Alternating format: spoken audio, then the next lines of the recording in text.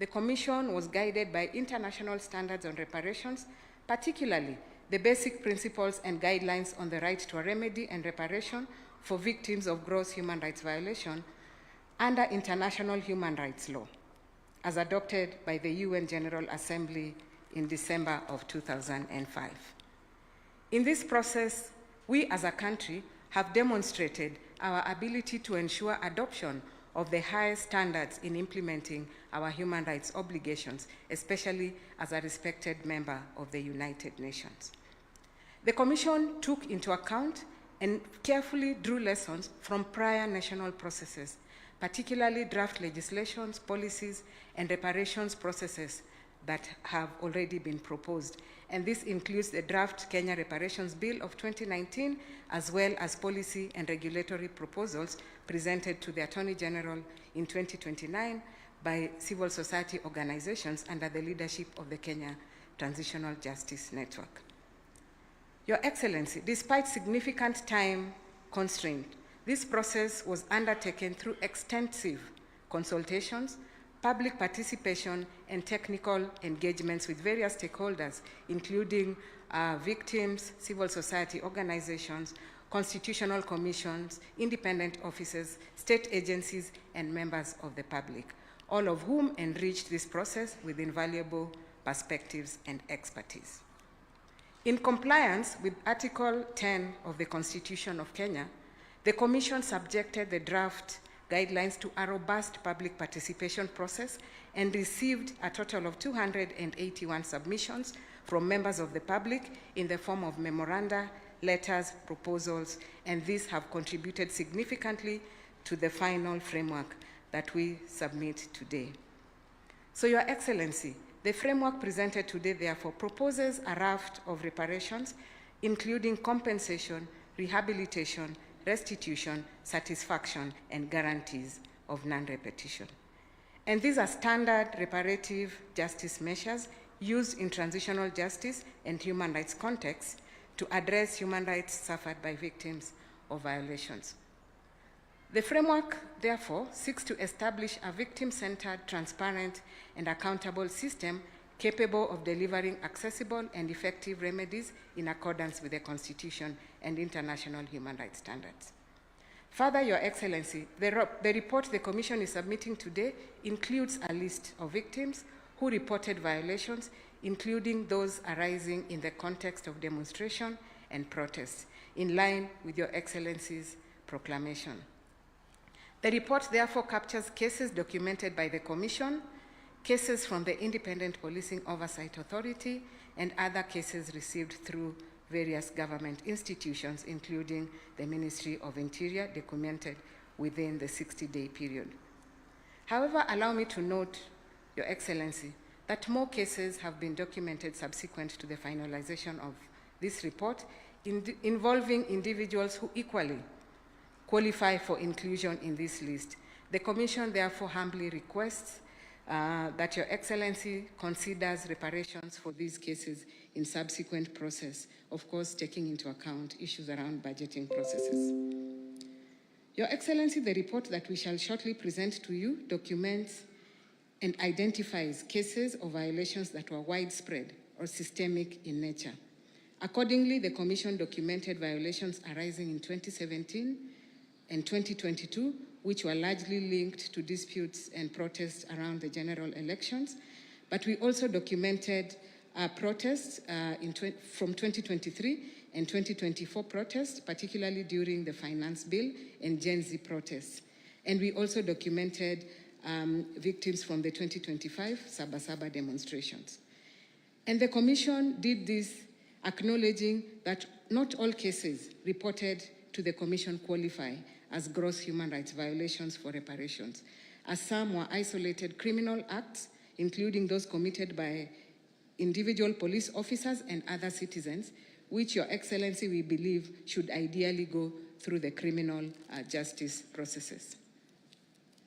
Your Excellency, in identifying victims, the Commission also acknowledged that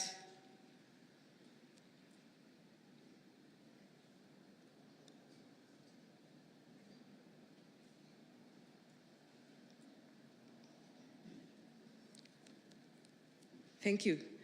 In identifying victims, the Commission also acknowledged that a number of human rights cases documented before this period had already been captured and included in the TJRC report. Your Excellency, the Commission therefore makes a general recommendation for the full implementation of that particular report. The Commission documented 1,815 claims and received another 1,022 from the Independent Policing Oversight Authority and others from the Ministry of Interior.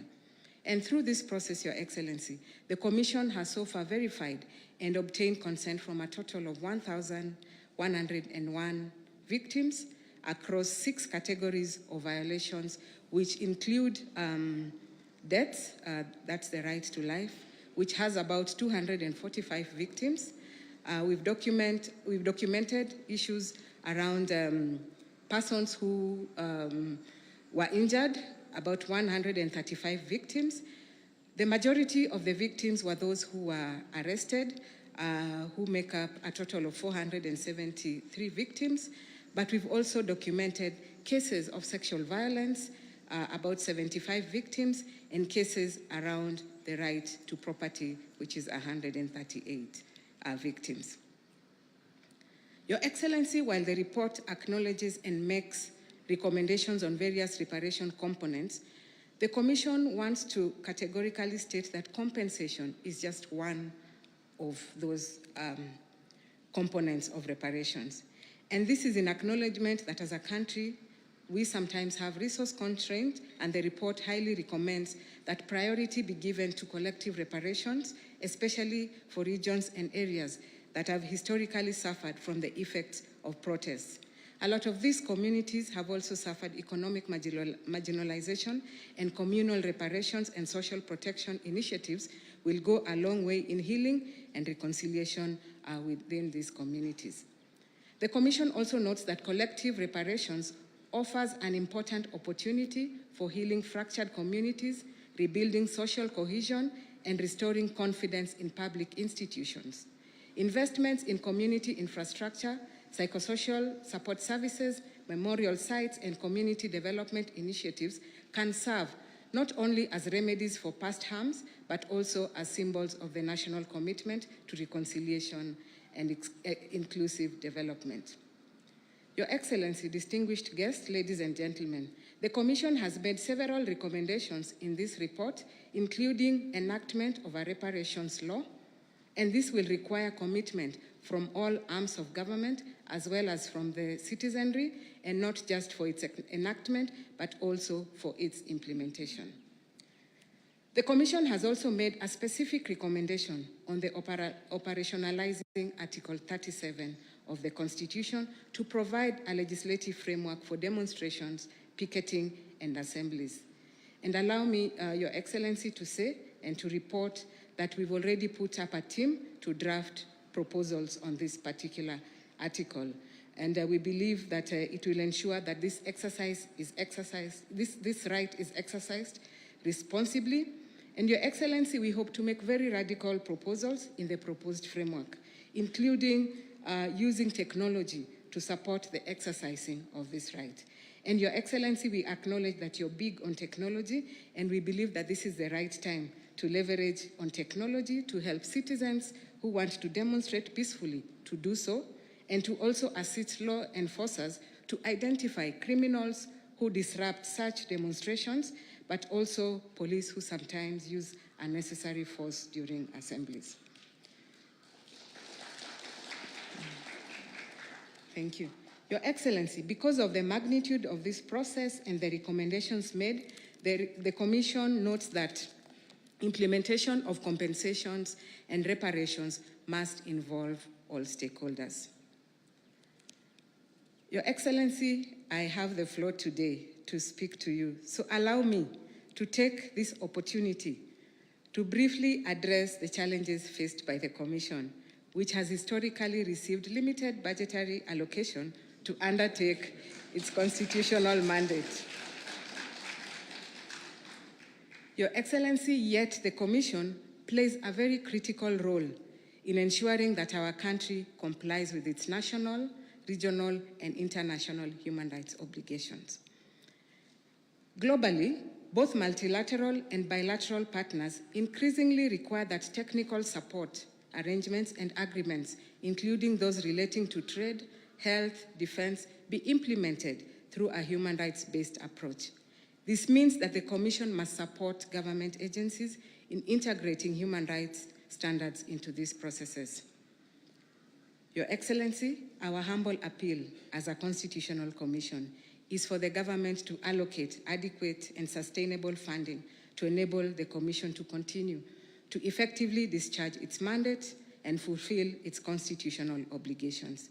The Commission has continued to put Kenya on the global map by maintaining its A status as a national human rights institution, and your support, Your Excellency, will elevate the profile of Kenya as a country that is committed to strengthening and creating strong institutions as a cornerstone for democracy.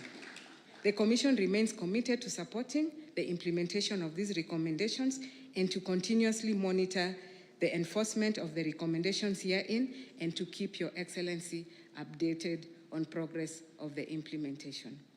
Your Excellency, allow me to once again, on behalf of the Commission, staff of the Kenya National Commission on Human Rights, and most importantly, on behalf of the victims for whose voices informed this process, to sincerely thank you for this historic initiative that will shape the future of our nation. Kenya has taken an important step towards healing historical wounds, strengthening national unity, and building a society founded on justice, human dignity, accountability, and respect for human rights. The true measure of this process will not be only in the submission of this report, but in the subsequent processes towards ensuring lives are restored, trust is rebuilt, and hope renewed among Kenyans. And our prayer today, Your Excellency, is that this initiative will stand as a lasting testament that Kenya values every life, every voice, every citizen, and that collectively we can journey towards a more just, united, and reconciled nation.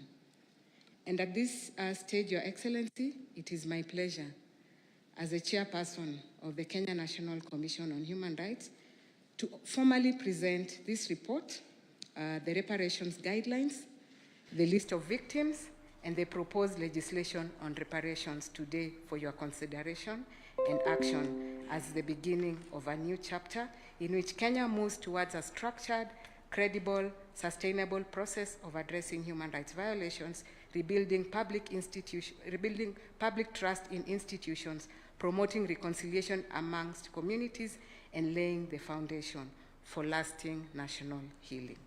Thank you very much for this opportunity to serve the nation, and we pray that God continues to bless all of us and to bless our country, Kenya.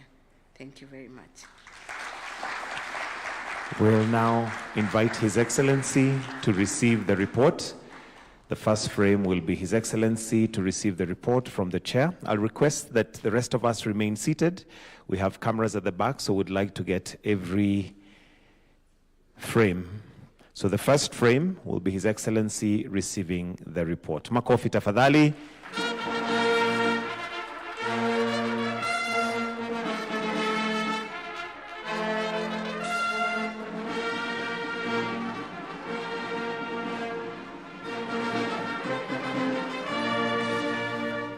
Allow me, with your permission, Your Excellency, to also invite the following for the second frame. His Excellency, the Deputy President, the Honorable Chief Justice, Majority Leader, National Assembly, Minority Leader, National Assembly, the Honorable Attorney General, CS Interior, Chair JLAC, Chairperson COJ, and Chair of the Panel of Experts on Compensation, to also receive the report.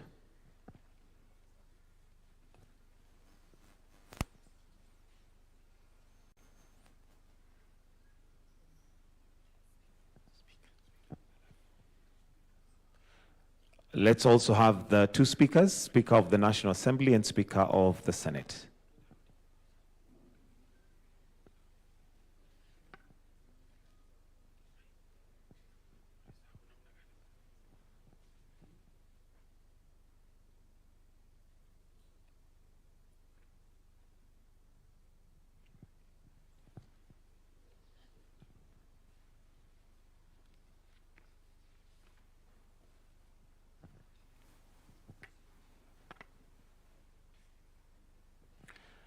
Thank you, Your Excellency.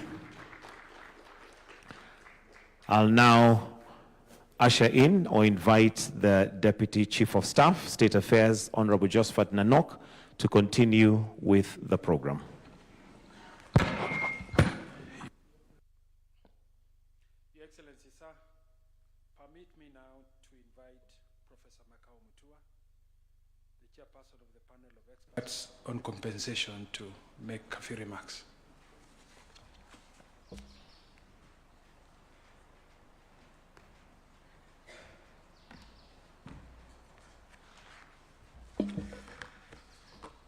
Good morning. Your Excellency, Dr. William Samoei Ruto, the President of the Republic of Kenya, and the Commander-in-Chief of the Defense Forces, Your Excellency, Professor Kithure Kindiki, the Deputy President, the Honorable Martha Koome, the Chief Justice, the Speakers of the two Houses, Mr. Kingi and Mr. Wetangula, the Majority Leader, Mr. Kimani Ichung'wah, the Minority Leader, Mr. Junet Mohammed, Dr. Oburu Oginga, Minister Murkomen, the AG Dorcas Oduro. Allow me to ride on the protocols that have been established before me. Your Excellency, Mr. President, today you have received from the Kenya National Commission on Human Rights the report and draft guidelines that you required the Commission to prepare. Your Excellency, this ceremony is not a formality. It is, with respect, the keeping of a sacred and constitutional promise, your own promise to look into the welfare of those Kenyans who are afflicted. Permit me, Your Excellency, to recall briefly how we got here.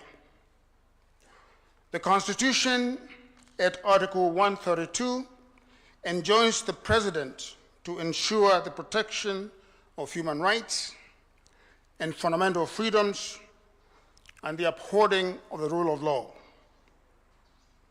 It further empowers the President under Article 254(2) to require a commission or independent office to submit a report on any particular issue within its mandate.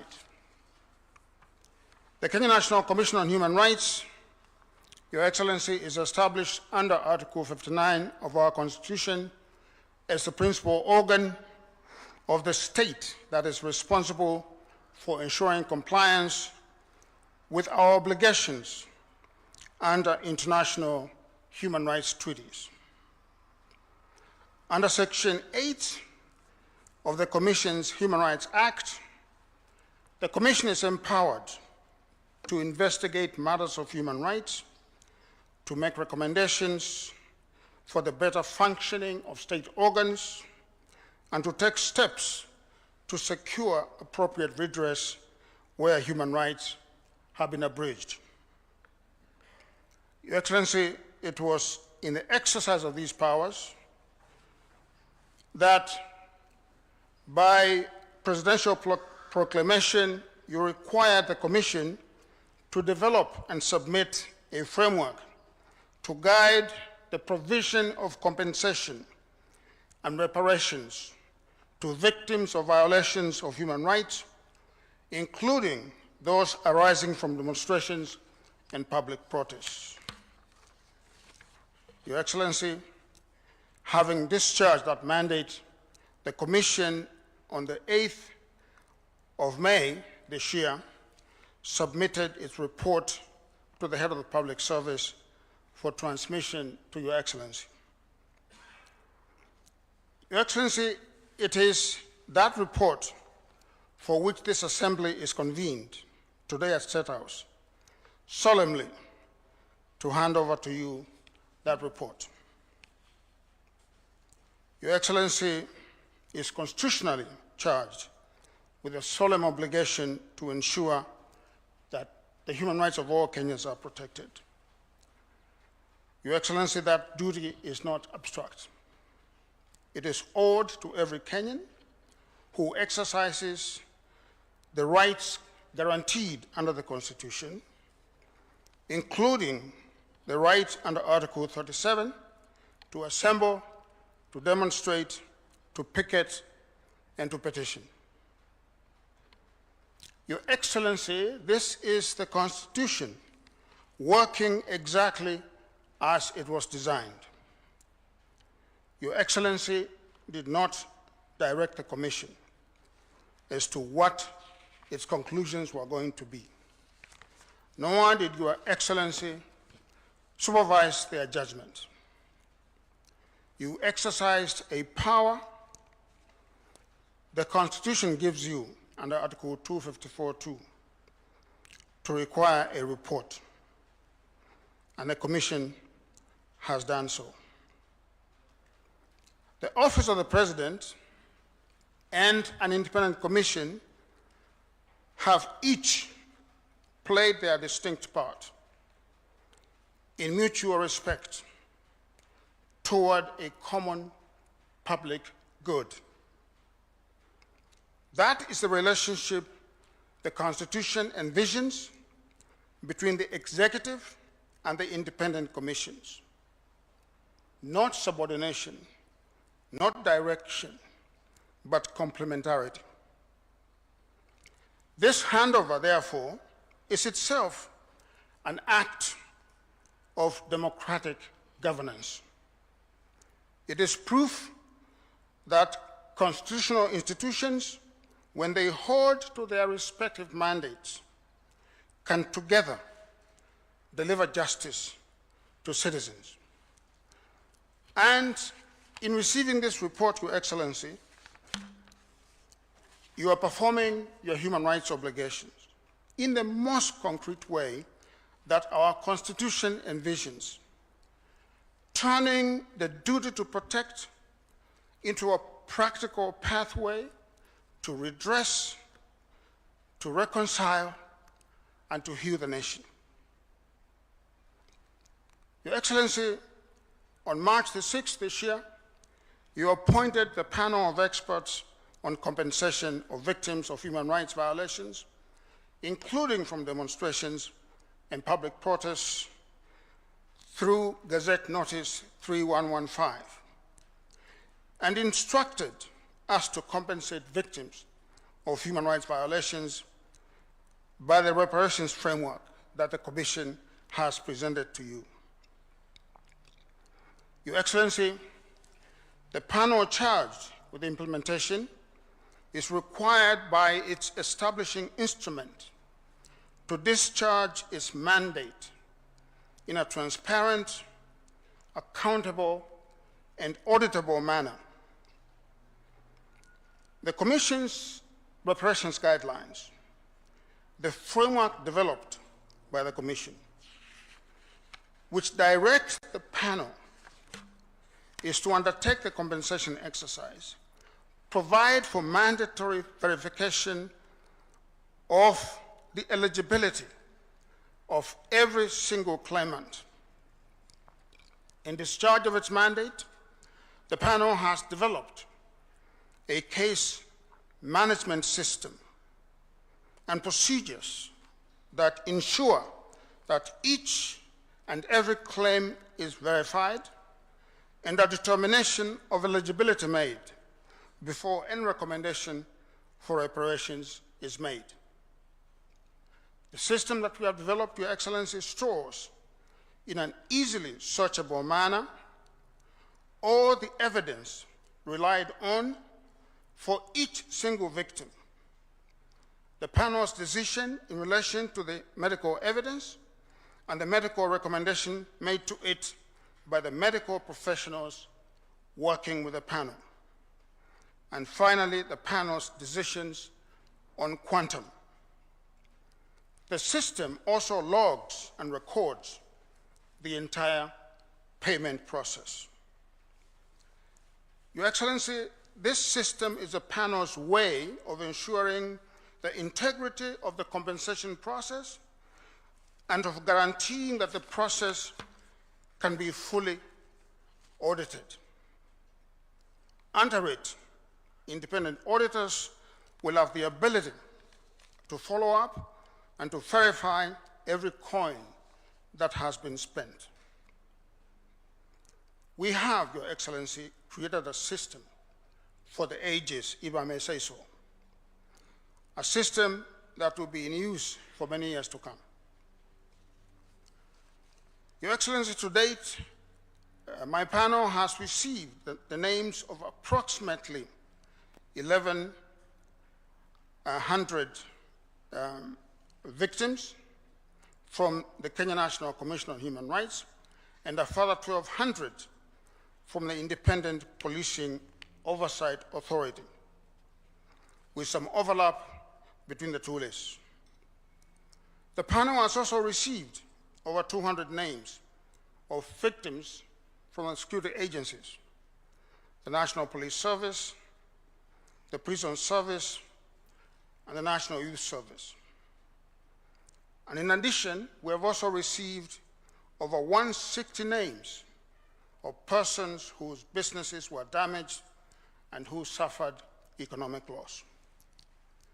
The panel, Your Excellency, is now subjecting all of these names to verification, assisted by its AI integrated case management system, and will be in a position, Your Excellency, to begin making payments in as short a time as a week from today.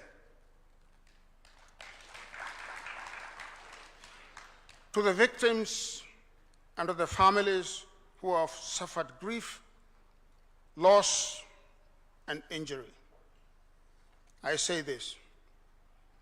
This report is an acknowledgement that your suffering has been seen, and that the state accepts its duty to repair.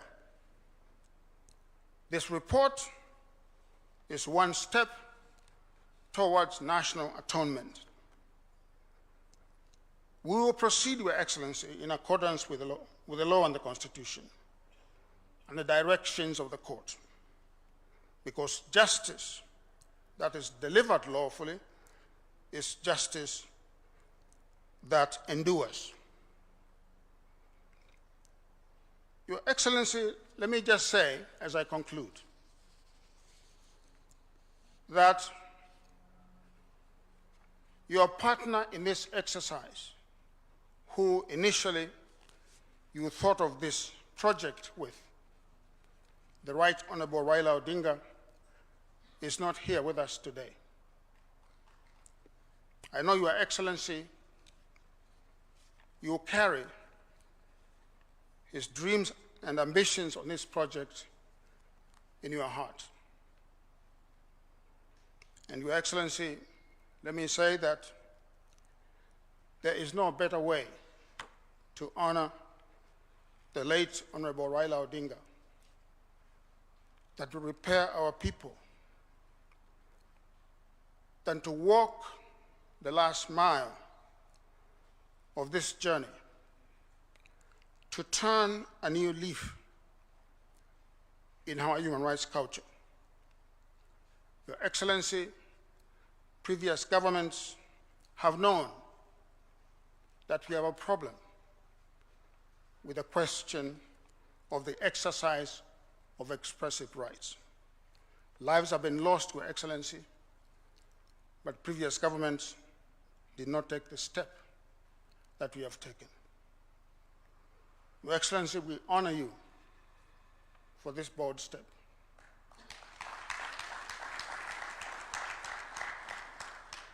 And I want to say, Your Excellency, the clarion call for this exercise must be never again. No more shall the lives of our people be lost as they exercise their democratic rights. Never again, Your Excellency, nunca más in Spanish. Thank you so much.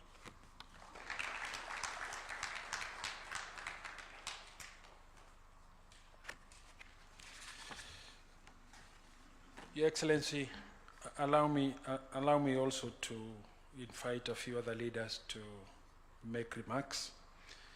The Honorable Junaid Mohammed, Minority Leader of the National Assembly.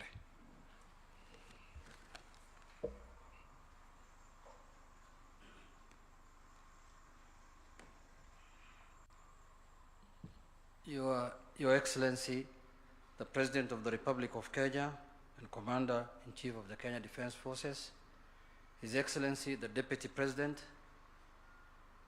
my leader in Parliament and my boss, the Speaker of the National Assembly, the Speaker of the Senate, my party leader, Dr. Oburu Oginga, and my friend, the Chair of the Council of Governors,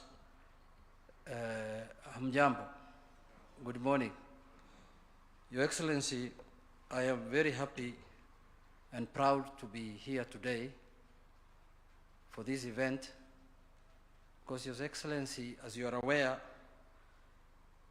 in the history of this country, I don't think there is any party, political party, that has faced the brunt of human rights violations than my party, ODM. Your Excellency, I come from a party that has faced the brunt of injustice and human rights violations, and I also come from a region that has also faced the brunt of human rights violations, Your Excellency. I'm now an old man, but I've spent the lower part of my life demonstrating, Your Excellency. We have been demonstrating from when I joined the demonstration was in 2003. 2002, I was 24 years old. Then I found you on the way in 2007. Then you detoured, you left us there, still continuing demonstrating. Then we continued the demonstration in 2013. We continued in 2017. One of the incidents, Your Excellency, that I cannot forget is after the elections of 2017. I went to receive my late party leader at the airport. He was coming back from overseas trip. And Your Excellency, we were in a convoy. That time, even the speaker was part of, before he detoured also, was part of that journey. So, Your Excellency, when we left the airport, and we were doing a peaceful demonstration, as we said, and we came from the airport, we came through Mombasa Road, then we joined Likoni Road. Between Likoni Road Junction and Landis Road, Apollo Saka Road, Your Excellency, risasi ililia. We lost 17 people there on the spot, Your Excellency. There are pictures. I remember I went with my former party leader to the city mortuary one time, Your Excellency, and those photos are there. I have them in my records. And we had 40 coffins in one day, Your Excellency, sending them to where I come from, that part of the country. So, Your Excellency, I want to thank you sincerely from the bottom of my heart, because these problems have been there in the previous governments, but no one had the courage to accept that we need to address these issues of human rights violations, other than yourself, Your Excellency. I was privy and part of discussions between you and my former party leader on this issue, Your Excellency. There was the report of the NATCO that was presented to you. There was the report of the 10-point agenda. Many people never believed that those reports will be implemented. But today we are here implementing the NATCO report and implementing the 10-point agenda. When my party leader came to see you over this matter, Your Excellency, you never hesitated. I was present, I must say. You said, this is one issue that we must address as a country, and I will be on the forefront to make sure that it is implemented. And I am sure where he is today, because I know how close this matter was to his heart. I know wherever he is, Your Excellency, he is very happy. But what pains me also politically, Your Excellency, is the people who perpetuated these evil, things are today the reformists of the country. They are the defenders of human rights. That is what pains me also. You see, people who we lost Pendo in their hands are today the defenders of human rights in our country, and they want us to listen to them. So let's give Kenyans a break. Let's be honest with Kenyans. And let's accept our sins. I know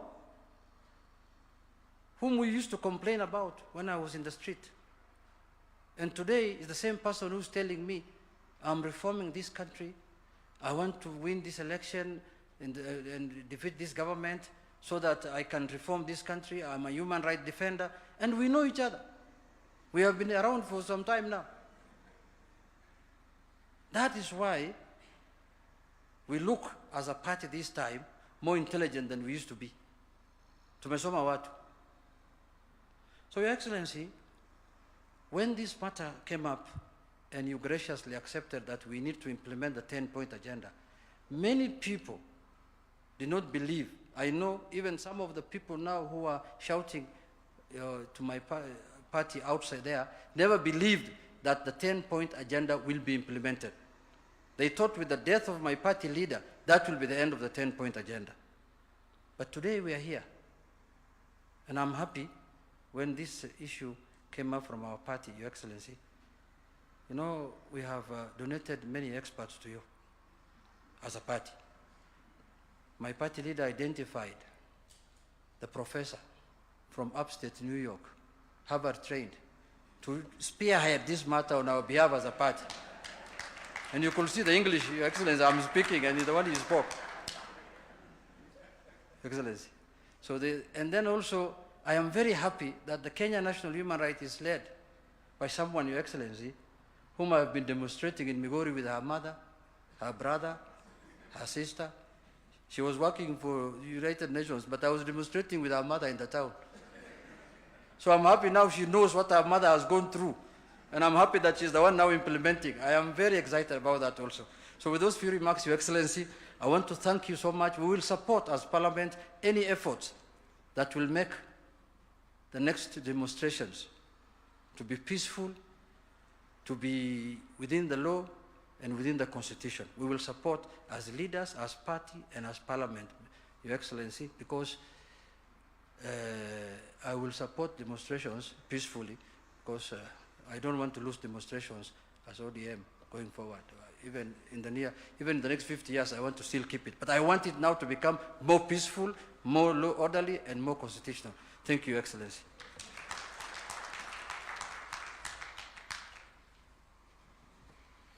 Your Excellency, sir, allow me also to invite Honorable Kimani Ichung'wah, the Majority Leader of the National Assembly, who was co-chair of the de facto National Dialogue Committee.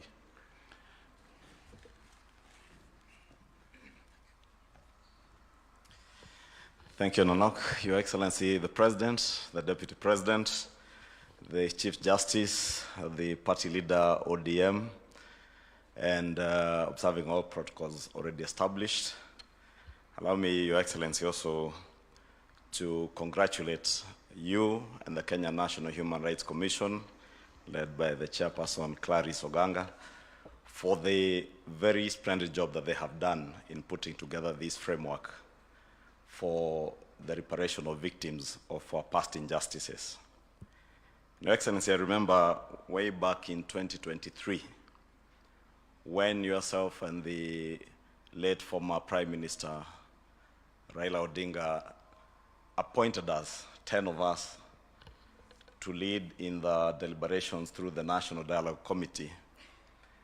This and the question of the cost of living was one of the most sticking points that we took a lot of time and listened to very many Kenyans on.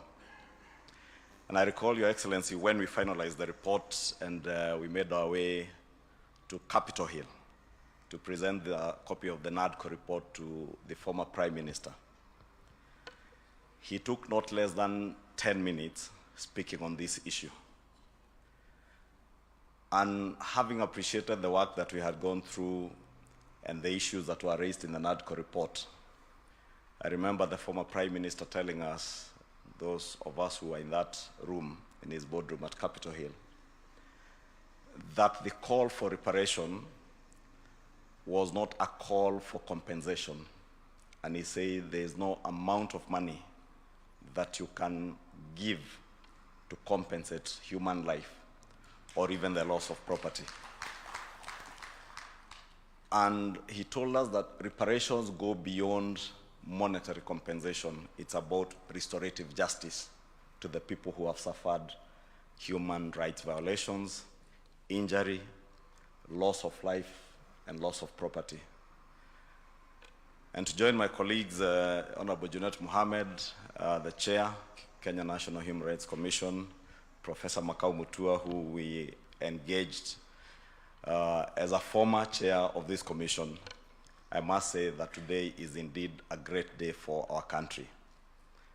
And allow me, Your Excellency, to thank you and pay glowing tribute to the former Prime Minister for his commitment and dedication to see that this day comes to fruition. Because beyond the NADCO report of 2023, when again we sat on the 10-point agenda, this issue was again topical amongst the issues that the former Prime Minister raised with you. Your Excellency, as Junet Mohamed has said and Makau Mutua have said, you are not the first president of this country to deal with this issue, but you are the leader and the president who has had the courage and determination to deal with the issue of reparation and restorative justice in our country effectively and with finality, Your Excellency. That courage we must commend you for. And I remember one of the people that we were with in NADCO Secretariat,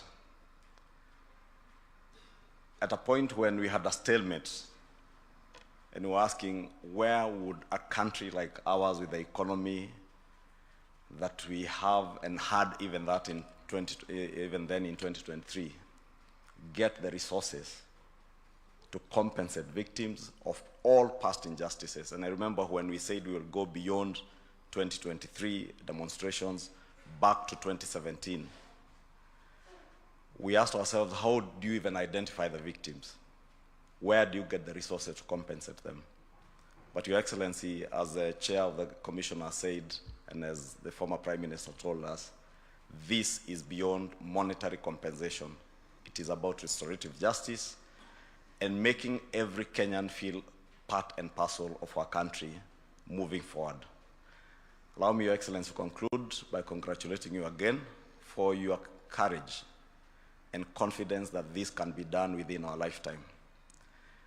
It took Your Excellency 2 weeks ago, again, to offer a national apology to the people of Northern Kenya for the historical injustices of marginalization, and that takes leadership and it takes courage. It has taken you again courage and the support of many of the people in this room, the Kenya National Human Rights Commission, and as I said, with immense tribute to the former Prime Minister, his courage to continue fighting for justice for Kenyans many who would never know the sacrifices that he had to go through to get this to fruition today. With those few remarks, Your Excellency, thank you and congratulations to yourself and the Kenya Human Rights Commission.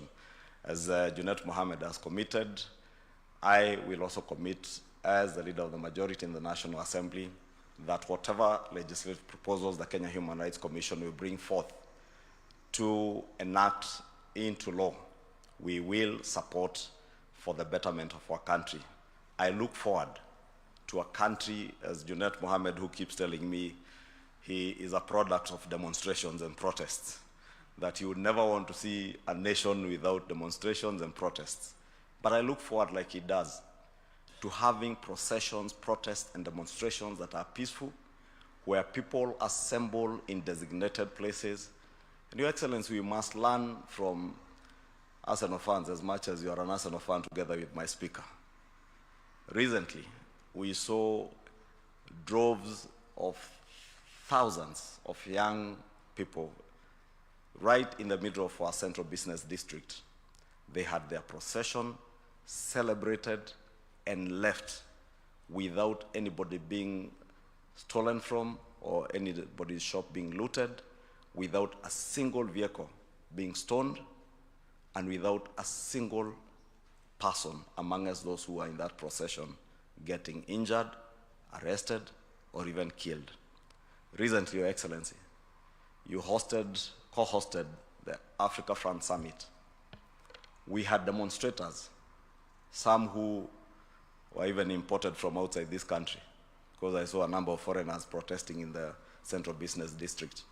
Again, peacefully, and everybody left and went back to their businesses without any injury or harm. Even those who are protesting against acts of femicide in our country, Your Excellency, we have seen the same. How I look forward in the near future to having a country where we shall have processions, protests, demonstrate, and we all allow each other to go about our businesses, even as we remember that the men and women in blue, and, or rather in uniform, are also part and parcel of our national fabric and deserve respect. And I must thank the Kenya National Human Rights Commission, because I've seen in the report that they have also taken care of reparations also to victims who are in the armed forces or the uniformed and disciplined forces. With those many remarks, thank you, Your Excellency.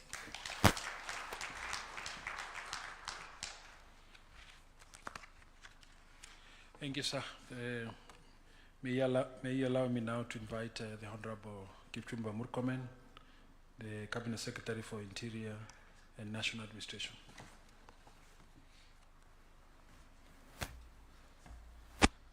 Your Excellency, the President, the Deputy President, the Speakers of both Houses, the Chief Justice, the leadership of Parliament, leadership of governors, the Chair of the Kenya National Human Rights Commission, my colleagues present, ladies and gentlemen, good morning. Your Excellency, it gives me really great pleasure to be here this morning and appreciate the work that has been done by the Commission and the panel that you established, because the Chair really captured very well the contents of the report. We have been part and parcel of the process of supporting the work that you established yourself and the former Prime Minister.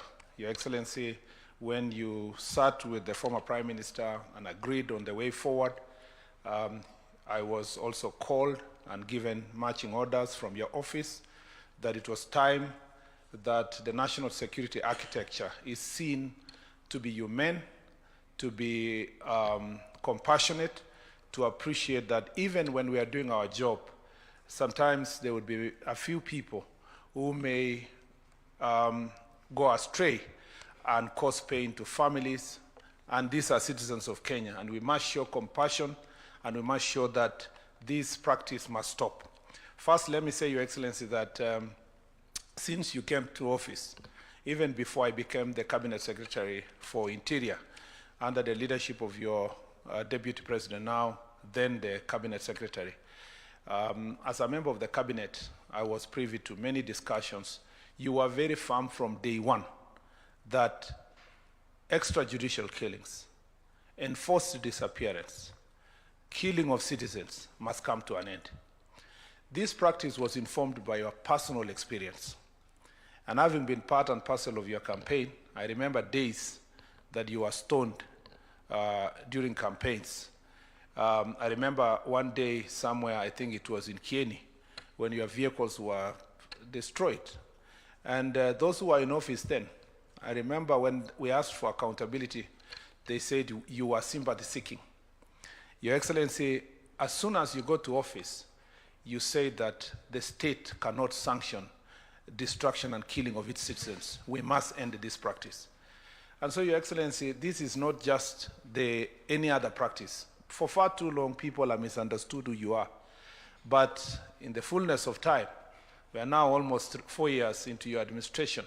It's becoming clear that you are very thoughtful, you are very concerned about the citizens of this country. And as a person who serves in your administration, I know quite well, sitting with the Inspector General of Police, sitting together with the leaders in the security sector, we have received directions from you over and over again to be mindful of the welfare and the safety of the people of Kenya. Therefore, Your Excellency, as we move forward, we will be very deliberate in ensuring that these recommendations are implemented to the latter. Your Excellency, I need also to point out here that the right to demonstrate, the right to assemble, demonstrate, picket, and petition, as provided in Article 37 of the Constitution, must be implemented fully. But even as we implement that right, it is important, and I appreciate the chair of the Kenya National Human Rights Commission, that we have a clear framework that enables these Kenyans to enjoy their right, and that we can separate the goons, the violent criminals from those who are enjoying this right. Your Excellency, as part of our efforts to establish Nairobi Metropolitan City, we undertook a study, a visit to the New York Department, Police Department, NYPD, and the London Metropolitan Police Department. One of the questions I asked the leadership, including the Cabinet Secretary, my colleague from Britain, was how are you able to handle this issue of demonstrations? Sometimes we see huge demonstrations happening in New York, in London. How are they able to handle them peacefully? Your Excellency, the answer was unequivocal. Both in New York, you know, New York has suffered the brunt of terrorism and all kinds of criminal activities, including gangs in Harlem and other parts of New York. They were very, very critical that they do not compromise at all the question of criminal activity. If they see even one demonstrator carrying any form of weapon, they take the severest measure against those criminals. Your Excellency, it's because these developed nations separate completely, Your Excellency, the question of exercising your right and the question of safety of their people and the safety of their nation. And you see, there can be no enjoyment of a right without the responsibility. Those who come to public to enjoy their rights, they must appreciate that they have a responsibility to protect the rights of others. If we are going to become a nation that is going to have a peaceful demonstrations, we must separate completely, both by ourselves, by our media, by political leaders. We must differentiate between gangs, goons, violent people, arsonists. They are burning courts, they are burning people's businesses. They come to the street well prepared to come and loot and terrorize people. Rapists who are coming in the name of demonstration. We must call them for who they are and separate them from peaceful Kenyans who are undertaking demonstrations. Until the diction, the conversation in the public separates these two people, I find, and I've told journalists, including media editors, I find it very insulting that during news reporting, a reporter sitting somewhere on the streets is public saying, you see, the demonstrators are there, they are burning tires, the demonstrators are throwing stones, the demonstrators now have looted. They still use the constitutional diction of assembling, demonstrating, picketing, or petitioning, using a positive language to describe criminals, Your Excellency, and therefore normalize criminal activities in the name of petitions. And this is the reason why in Kenya, you know, we are unable to separate the work of the police when they are dealing with these criminals and the ones who are dealing with peaceful Kenyans. And therefore, sometimes the greatest frustration by police officers is that they arrest someone on site. There is a camera showing that this person has burned Kikuyu law courts. That person has burned a police station in Dagoretti. That person has burned a police station in Olkalau. They are arrested on site, taken to court. What does the court do? They offer fines of about 5,000, some of them on personal commitment, and they are released. And then they are glorified. Countries all over the world where they have restored sanity in their nation, the judiciary, the executive, the legislature work together knowing that there is only one national interest. And I think I look forward to seeing the draft that the chair is going to provide and to see that national interest is going to be protected in this draft. Lastly, Your Excellency, I want to appreciate the Kenya National Human Rights Commission, the panelists, for capturing everybody, citizens who were victims and the police who became victims. The promise I give is that as a ministry, we will work very hard to ensure that our police officers are properly trained to support support Kenyans to enjoy this right. And for as long as organizers and ourselves work together for peaceful protests, we shall ensure that our police officers are marching together, hand in hand with the demonstrators, are singing together, and by 5 p.m., everybody going home safely, and we shall not have situations where Kenyans are losing their lives. To our friends who led this ministry before us, and who are now giving us lectures about how to run the ministry, I want us to have an honest conversation together. Let them come with their statistics of how much they caused havoc and damage to people's lives and the country, and we will come to ours to show them the great progress we have made since this administration came to place in the way we treat the people of Kenya. We do not want persons who destroyed our country yesterday pontificating as though we have forgotten what they did when they were here. We must be honest. If we want to build a honest country, we must also be honest about those who are in office, but those who are aspiring to hold public office. I thank you, Your Excellency, and may God bless you. Thank you very much.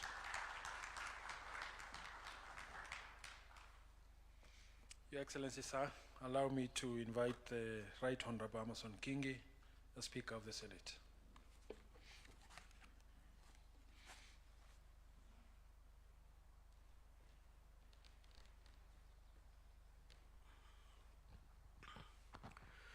Rais wa Jamhuri ya Kenya na naibu wako, nikizingatia itifaki zote ambazo tayari zimetangulizwa. Rais, siku ya leo ni siku ya kihistoria ambao kwa mara ya kwanza waathirika wa maandamano wanapata fidia tangu wa Kenya wajipatie katiba ya mwaka 2010. Pili, ningependa kukongole Tume ya Kitaifa ya Haki za Kibinadamu kwa kutayarisha taarifa ile ambao wamepeana hivi leo. Pia kumkongole rais wetu katika uongozi wake kwa mara ya kwanza kulivalia njuga swala hili la waathirika wa maandamano. Kama vile mbunge wa Kikuyu alivyosema, wewe si rais wa kwanza kukodolewa macho na jambo kama hili. Waliotangulia hili jambo walikumbana nalo, lakini hawakuwa na ujasiri wa kujitolea mwafaka kuona ni vipi wanaweza kusaidia waathirika wa maandamano. Rais, nahodha mzuri hapati sifa wakati bahari imetulia. Nahodha mzuri atapata sifa wakati bahari ina mawimbi, lakini anadondosa meli mpaka bandarini. Huyo ni nahodha mzuri. Umejitolea kimasomaso na ukomavu, kitu ambacho kilishinda waliokutangulia. Leo hii umekifanya kimefanyika. Kongole rais wetu. Nimemsikiliza vizuri sana mwenyekiti wa Tume ya Kitaifa ya Haki za Kibinadamu na wale waliotangulia kuzungumza hapa. Yalozungumzwa ni muhimu, ni 9, lakini la muhimu zaidi rais ni kwamba ni lazima kuwe na sheria ambayo itaeleza bayana jinsi jambo hili la maandamano ama hii haki ya kuandamana itafurahiwa vipi na Wakenya. utakubaliana nami kwamba katika maandamano yote ambayo yamefanyika kuna wengi ambao walikiuka sheria na wakashikwa na polisi na wakapelekwa kotini. Lakini kwa sababu hakuna sheria mwafaka, wengi sana ambao walishikwa na polisi baada ya kwisha waliachiliwa huru. Manake hakuna sheria inaweka bayana ukiukaji wa sheria wakati wa maandamano. Na jaji mkuu yuko hapa na wanasheria wako hapa. Kuna msemo wa Kilatini, a Latin maxim, Bryce, ambayo inasema kwamba nalum crimen sine lege. There can never be a crime without the law. Hakuwezi kuwa na kosa la jinai pasipo sheria.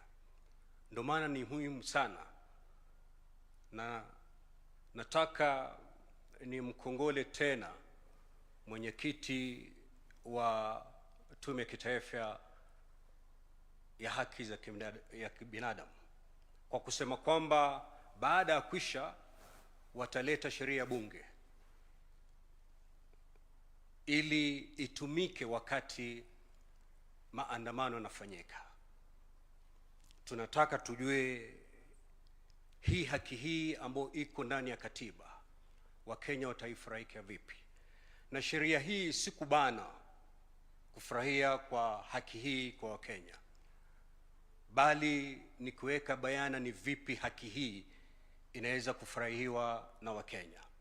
Manake ile sheria ikibana haki hii, bila shaka ikipelekwa kotini itaharamishwa. Kwa hivyo letu kama vile viongozi wa bunge walivyosema, na kisha kwamba sheria inapokuja pale, sisi kama washikadau tutaona ni vipi ambavyo tutasaidiana kuona kwamba ile sheria imepita. La mwisho ni kumuenzi Mheshimiwa Raila Amolo Odinga kwa ukakamavu wake kudhibiti safari ambayo ilikuwa na utelezi mkubwa, lakini alisimama kidete mpaka leo hii tumesimama hapa. Mimi nataka niwapatie kisa kimoja kuonyesha kwamba Mheshimiwa Raila Odinga ikija kwa mambo ya haki za kibinadamu hayumbi. Nakumbuka rais mwaka 2009 wakati wa serikali ya nusu mkate, Mheshimiwa marehemu Saitoti na alikuwa Attorney General Amos Wako walitumwa kule Uswizi, Geneva, na Mheshimiwa Rais Kibaki kwenda kutetea ama kuweka bayana ripoti ya Kenya ya haki za kibinadamu. Lakini baada ya kuangalia ile ripoti ambayo ilikuwa inapelekwa Uswizi kule Geneva, Mheshimiwa Raila Odinga alikosoa ile ripoti ile na akasema kwamba haiwezi kamwe ripoti hii kufika Geneva, ati hii ndio hiyo ripoti ya Kenya. Na walivutana na Rais Kibaki, na Rais Kibaki akakataa kubadilisha ile ripoti. Mheshimiwa Raila kwa sababu ya msimamo wake thabiti wa mambo ya haki za kibinadamu aliniita mimi na Mheshimiwa Orengo na akakata tikiti akatuingiza kwa ndege twende Uswizi, na akasema kwamba wakati Saitoti akisimama ukumbini wakati Kenya napeana ripoti yake, msimame mpeane ripoti yetu pia. Rais, tuliabiri ndege kwenda Uswizi, mimi na Mheshimiwa Orengo. Mimi sikuwa na visa, lakini nikaambiwa wewe panda ndege, ukishuka utapata visa kule Uswizi, na nikapata visa wakati nilipoingia Uswizi. Na tulijadiliana usiku mzima rais na kina Saitoti, na tukamwambia sisi aidha mubadilishe, museme ukweli kuhusu ripoti ya haki za binadamu ya Kenya, au sivyo kesho kule ukumbini Kenya itapeana ripoti mbili.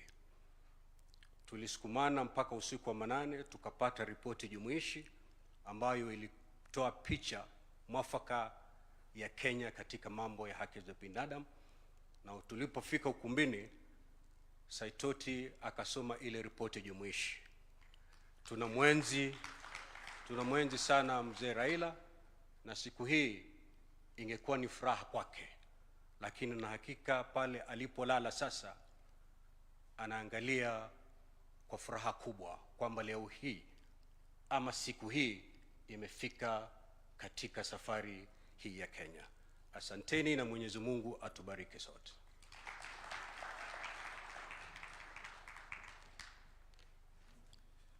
Your Excellency, sir, allow me to invite next Honorable Moses Wetangula, the Speaker of the National Assembly.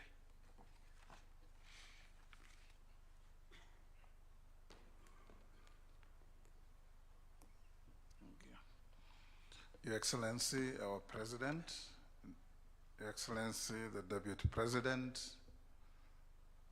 I will follow the protocols as established. Your Excellency, today, like everybody has said, is a day like no other in the history of our country. We are here for a historic moment, and if I were in court, I would have told the judge, after listening to Clarice, that, my Lord, she has said everything, I have nothing more useful to add. Because of the clarity, detail of her presentation. My distinguished friend, Professor Makau, you complimented what Clarice said very well. Your Excellency, the Holy Book, the Bible, says the beginning of healing lies in the acknowledgement of wrongdoing. And once you acknowledge that a wrong has been done, and adequate compensation or reparations or whatever we call it is done, society heals. The Bible also tells us the magic word in human relations is the simple word sorry, that makes people appreciate that they have been wronged, and whoever wronged them acknowledges that wrong. This country, as we have been told, has gone through some very perilous moments.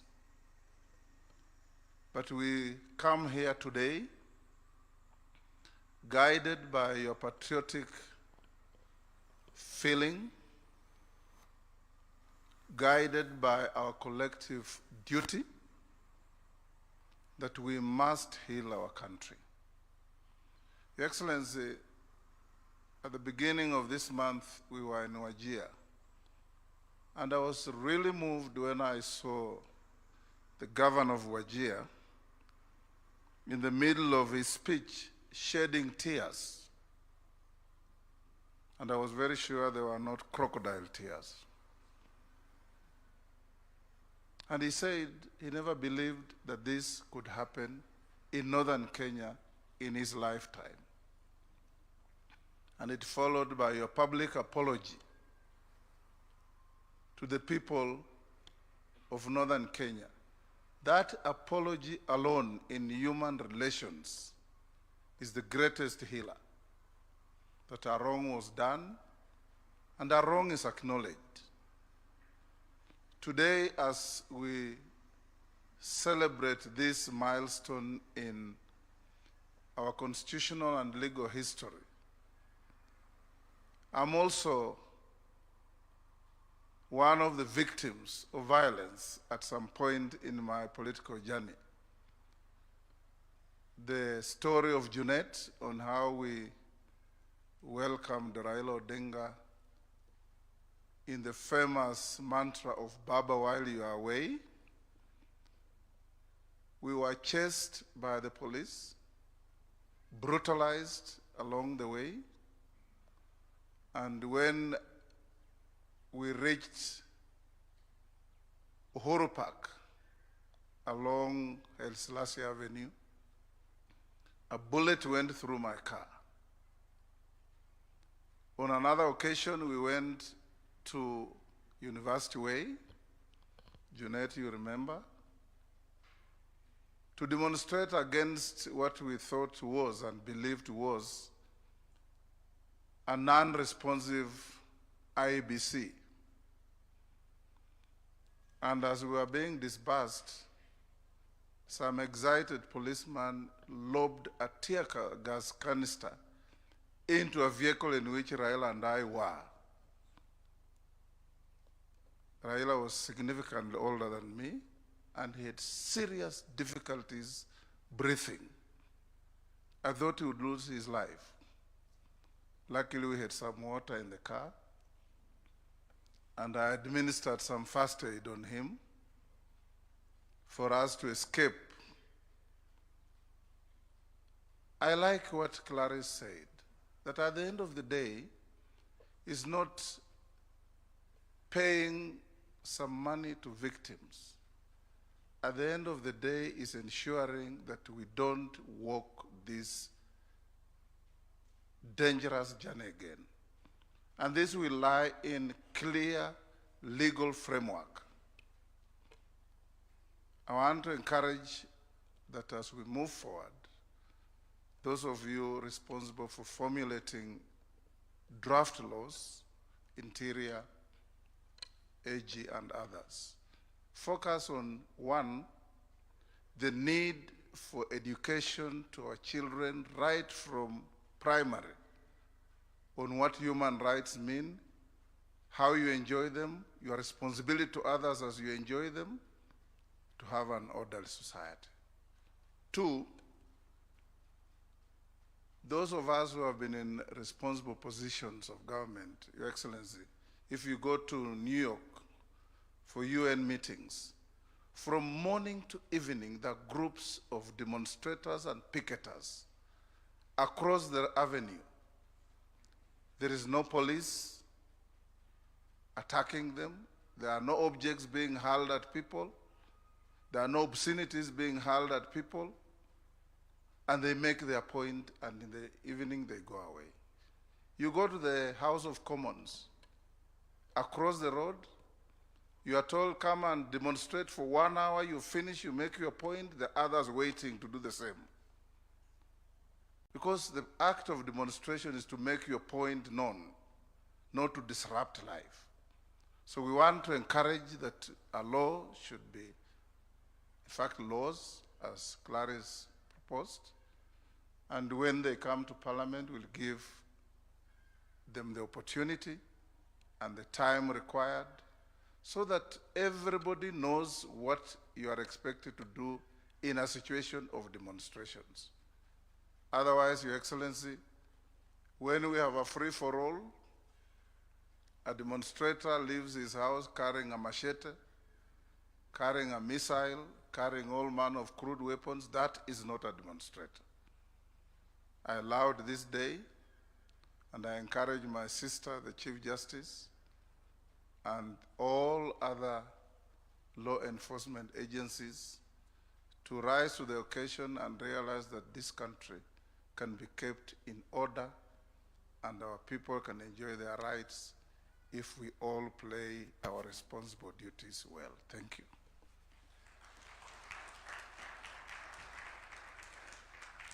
Your Excellency, permit me to invite the Honorable Ahmed Abdullahi, the Chair of the Council of Governors and the Governor of Wajir, to come and say a few brief remarks on behalf of the 47 county governments.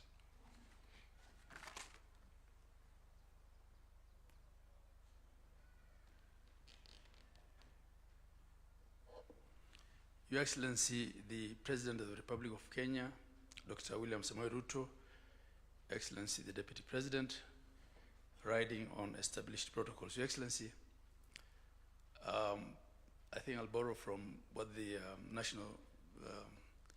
Speaker of the National Assembly just said, that there is nothing to add. Your Excellency, the report by the Kenya National Human Rights Commission was quite exhaustive in its summarization by the chair, both in the methodology, in what they are suggesting in terms of changes to the law. I just want to take this opportunity to thank you and to posthumously thank my former party leader, for conceptualizing this idea of restorative justice. It's not only about financial reparations, it's the acknowledgement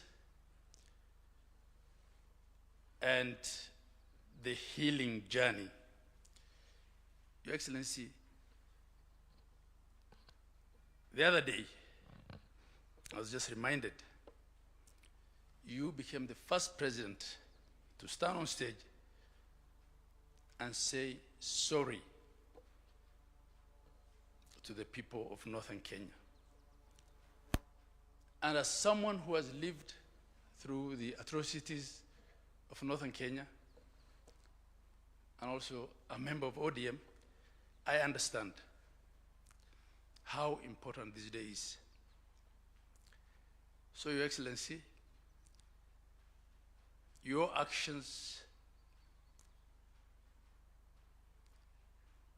have changed Kenya, and I think will change the way we treat each other as a people.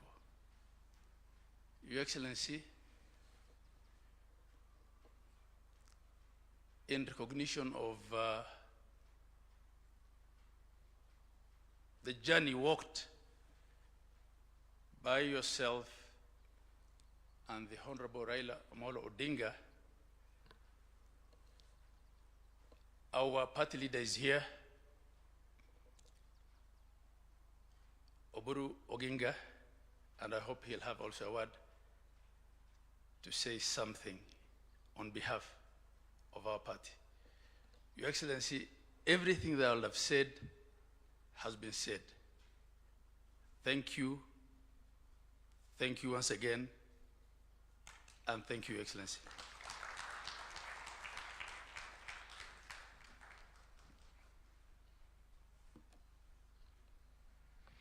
Your Excellency, sir, permit me now to call on stage Her Ladyship, the Chief Justice, Lady Justice Martha Koome.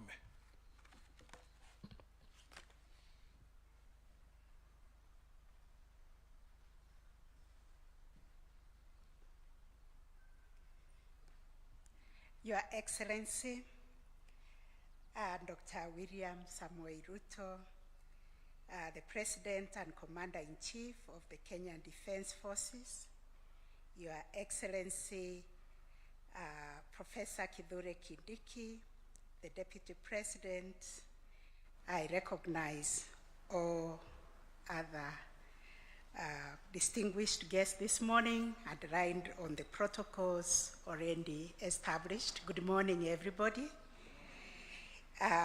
It is indeed an honor for me to join you today for the presentation of the Kenya National Commission on Human Rights report on the framework for the compensation and reparation for human rights violations.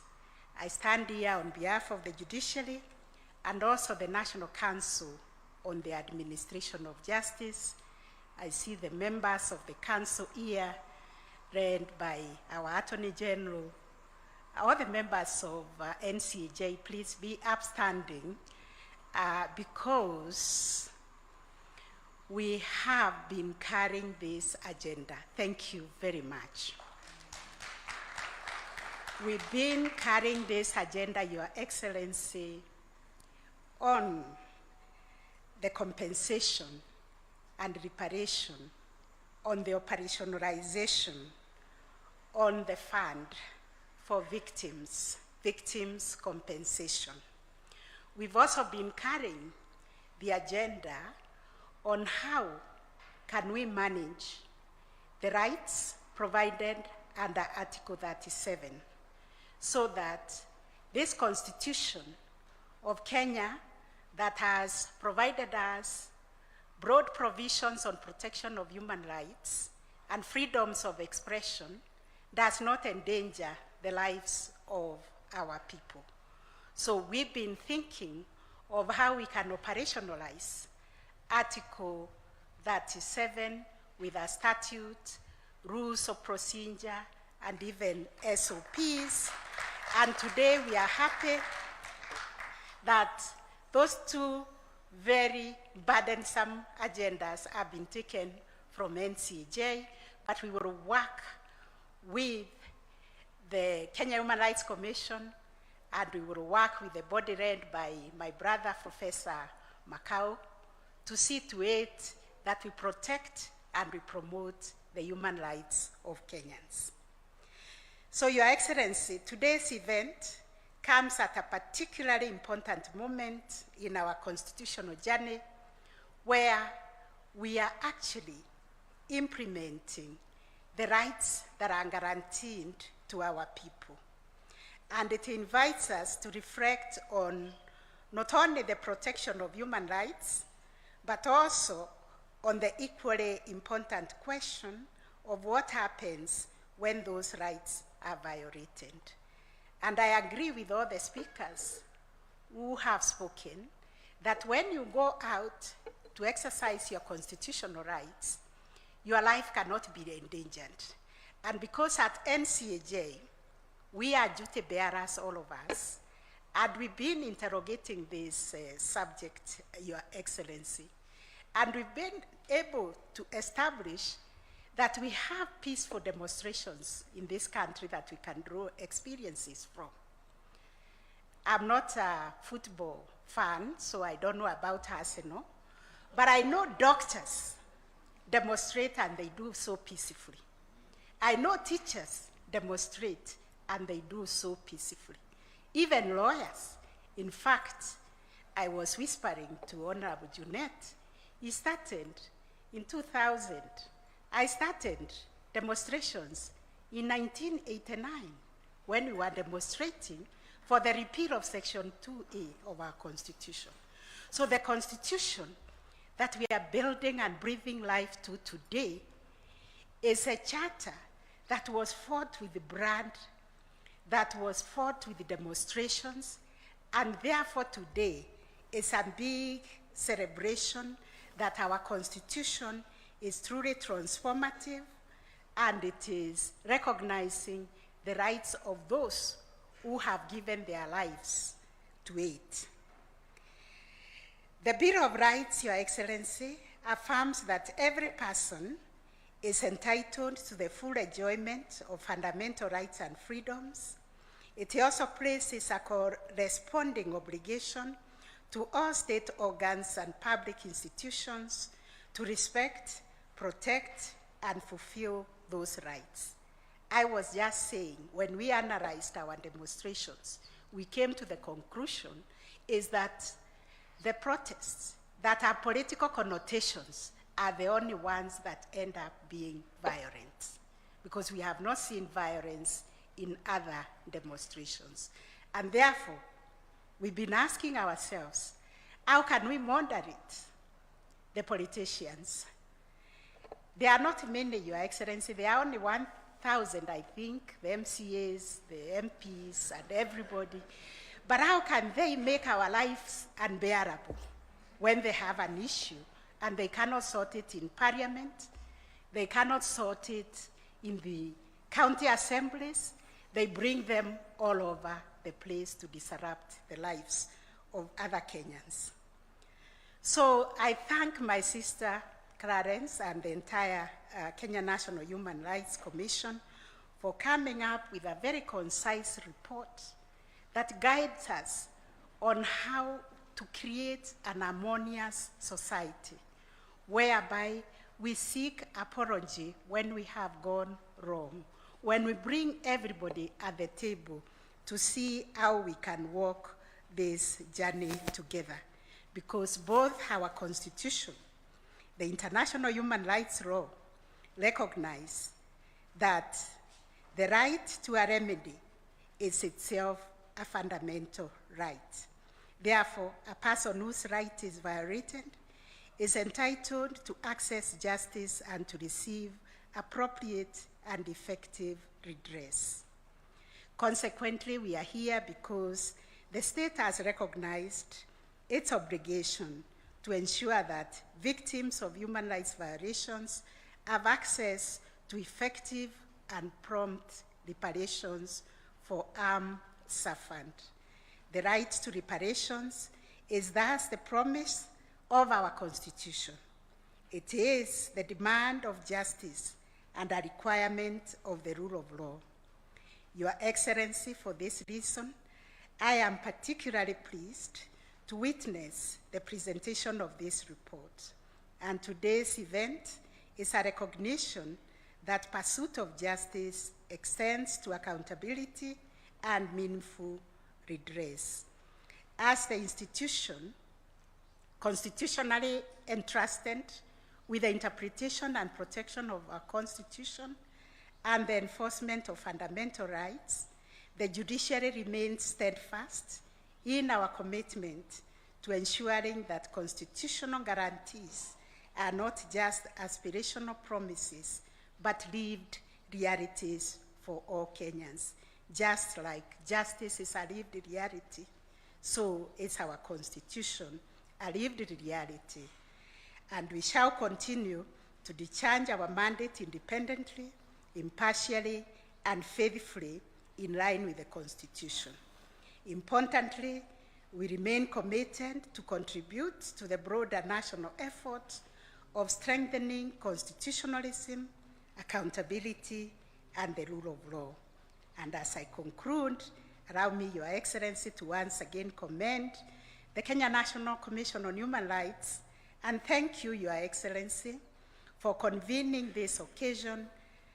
May this report serve as an important step towards strengthening our collective commitment to justice, accountability, and the protection of human rights for all Kenyans. I thank you all, and God bless this great nation. Thank you.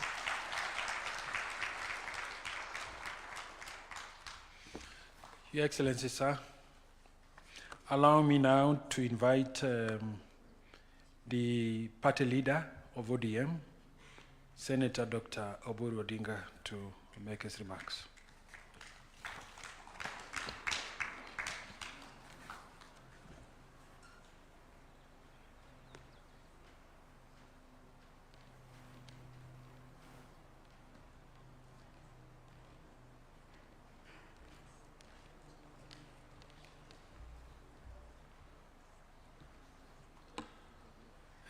Your Excellency, the President of the Republic of Kenya,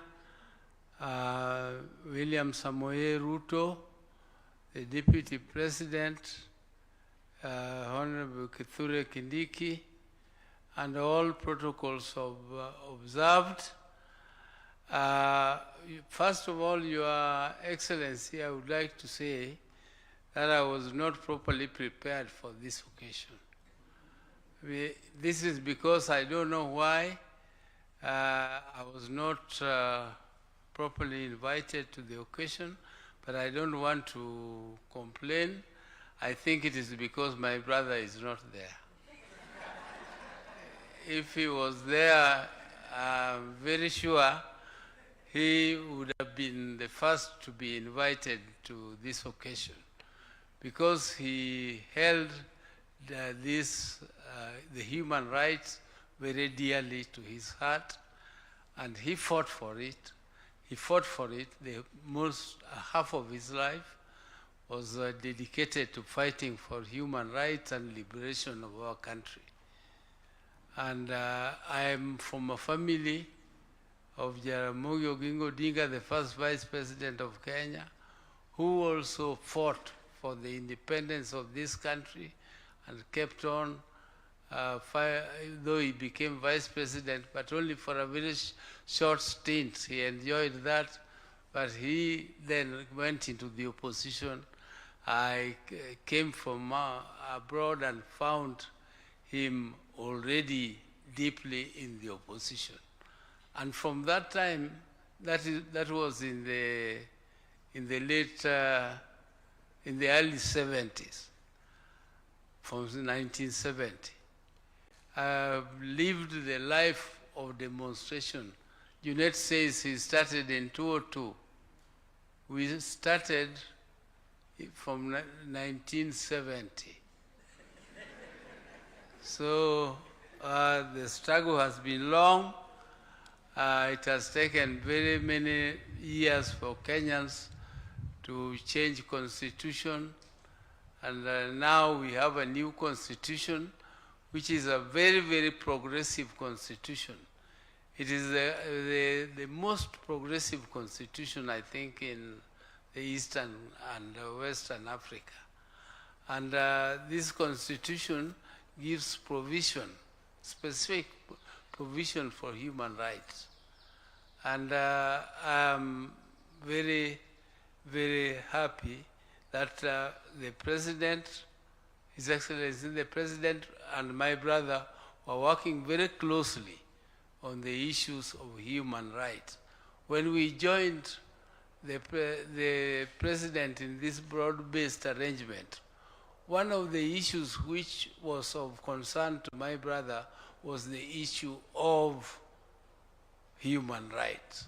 In our 10-point agenda, human rights takes precedence over all the other issues which we put forward. And I'm very happy, Your Excellency, that today at least this matter is being, at least we have started to conclude this very, very dear issue of human rights. And by calling it compensation, but it is not compensation. You cannot compensate a human life. Human life cannot be compensated, but what we are compensating, what we are doing is saying sorry to the families who lost their loved ones by giving them a token so that they can feel recognized that at least they contributed to the progress we are enjoying today. And therefore, Your Excellency, the process which is being concluded today, I'm very sure you are fully aware that this was initiated by you and my late brother, and I was there. When this process was initiated, it was Professor Mutua to carry it out. You know, as politicians, sometimes we like shortcuts, but the court told us, no, it is not Professor Mutua to implement it. You go slow, it is the Human Rights Commission which should implement it, and the guidance of the court was taken, and the courts and the human rights are doing a good job. They have started to do what is actually symbolic in this process, and we appreciate them very much. I did not listen to their report fully, so I cannot comment on what they said, but Your Excellency, I appreciate the process itself, and I hope very soon they will start to touch the soul of those who are to be compensated, those who are to not compensated, those who are to be recognized and given some token. And I'm sure this is not the end, this is the beginning. And we hope that our country will never, going forward, will not have human rights violations at all. But let us establish this law, which we say is absent. Personally, I thought something had been done in Parliament to establish this law to operationalize the Human Rights Act, but I mean provision in the Constitution. But I don't know, we have been with you for a long time in this Bunge. But somewhere in the corner of my thoughts, I thought that such a law had been created, and I remember that you had to give some notice to police 5 days before. Just notice, not apply for permit. You give them notice and they provide you with security, and you state exactly from where you want to demonstrate up to where, from what time to what time, so that security can be provided for you to do demonstrations. I thought there was something like that, but if it is not there, then let us expeditiously establish one so that we can have a law which guides demonstrations so that Kenyans can demonstrate peacefully without being disturbed and being protected by their own police, because they are the ones who pay the police. Let Kenyans pay the police who protect them, not the police who kill them. Because if you use a bullet, that bullet is bought by the Mwananchi you are killing. So we should not allow that situation where our own bullets are used to fight, to kill our people. And let Kenyans know that when you go to demonstrate peacefully, you don't carry a machete, you don't carry a stone, and you don't carry any weapon at all. You just go to demonstrate. And if you see anybody carrying a knife or carrying a stone, you know that that is a goon. And those goons are not few. There are very many. Almost every politician is nowadays recruiting a goon to go and disrupt functions. I think that's the nature of goonism, where you have goons who are for hire by everybody. They are hired by both sides. This one hires them today, tomorrow you go and hire them and you pay them and they come, and that's nature of goonism. We as leaders should take care. We must make sure that that culture is stopped completely from our country. This culture of goonism must go. Let us, let our wananchi who are aggrieved go to the streets, demonstrate, and follow the law, but not carry any weapons. Thank you very much, Your Excellency.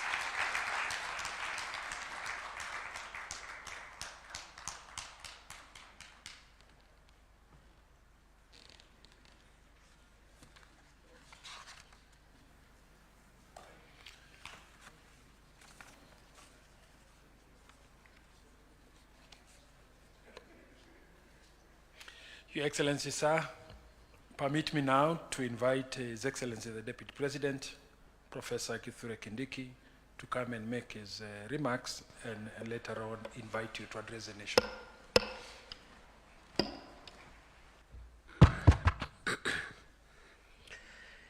Your Excellency William Ruto, President of the Republic and Commander-in-Chief of the Defense Forces,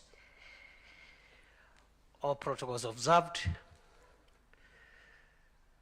Today is one of my proudest moments since I left law school nearly 30 years ago.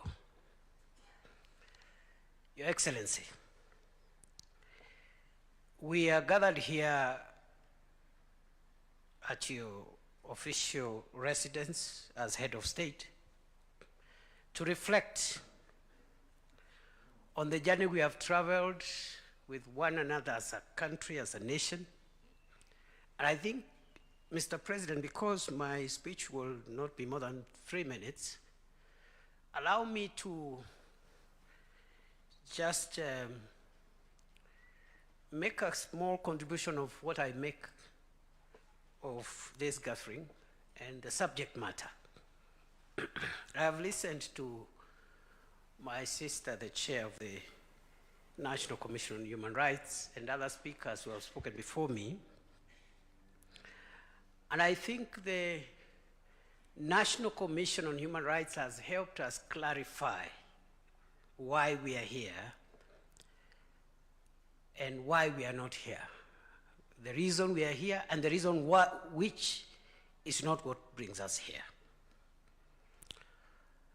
Your Excellency, justice involves so many things, including retribution, where we punish people who do certain things by locking them up, and in many jurisdictions, some are even killed, depending on the crimes they have committed.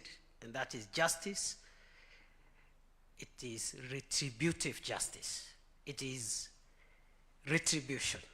But there is also another facet of justice, which is restorative, where you restore relationships between the offender and the victim of offenses.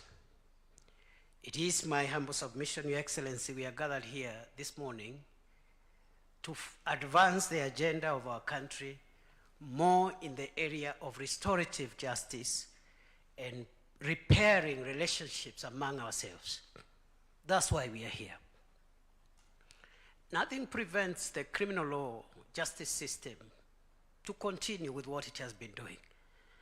All what you are saying is that there is another facet of justice that has stalled and has never been operationalized.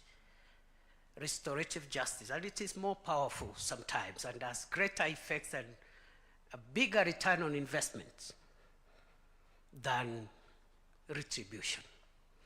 Your Excellency, therefore, today we are not talking compensation.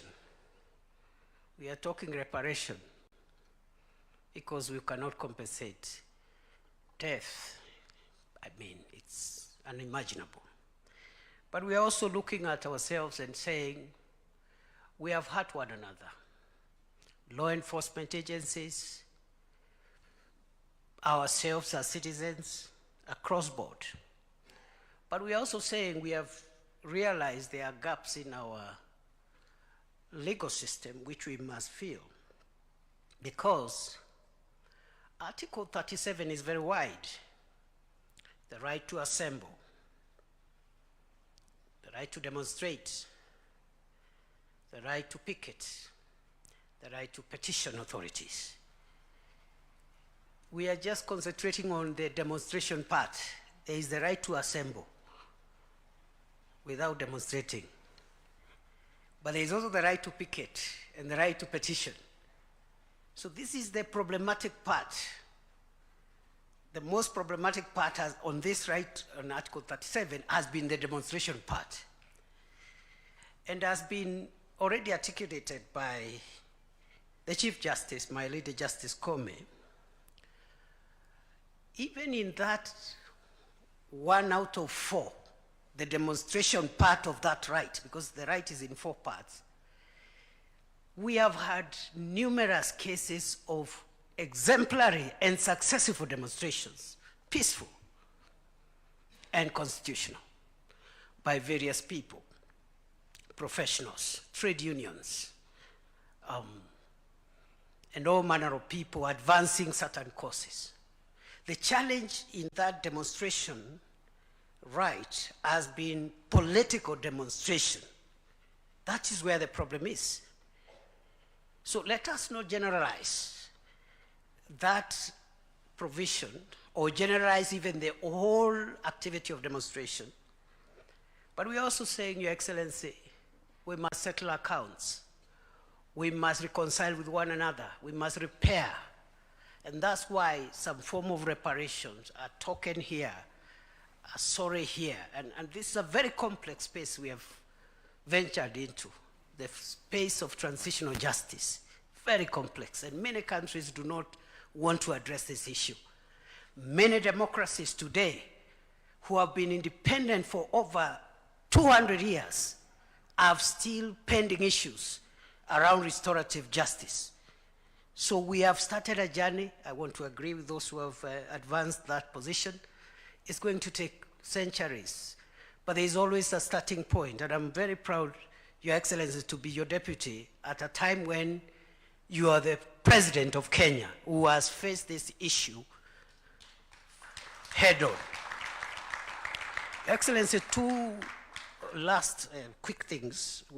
One is to say that that legal thing that legal discussion must balance crime and punishment, even as we talk about reparation. I say so because I know Speaker Kingi talked about the principle of nulla criminal sine lege, which is there is no crime without law. But likewise, there is nulla poena sine lege, that there is no punishment without law. And the two must be proportionate. The crime, the gravity, and the gravity of punishment must be balanced if we have to resolve and get the deterrence that we require. Finally, Your Excellency, the President, I look forward to a day where in this country, a political leader of whatever stature, character, and opinion will organize what in their view is a legitimate demonstration, make sure that they control their supporters and hold both their supporters and the leaders hold each other accountable for the process, and then be assisted by the police to carry out the demonstrations and say what they don't like and go home in the evening. That is the dream of this country. The millions of Kenyans who have nothing to do with politics. In fact, the Chief Justice has I know she has understated our numbers. We are not 1,000. We are 1,800 or thereabout. But the consequence is the same. 2,000 people cannot frustrate 55 million Kenyans who do not earn their living from politics, like us.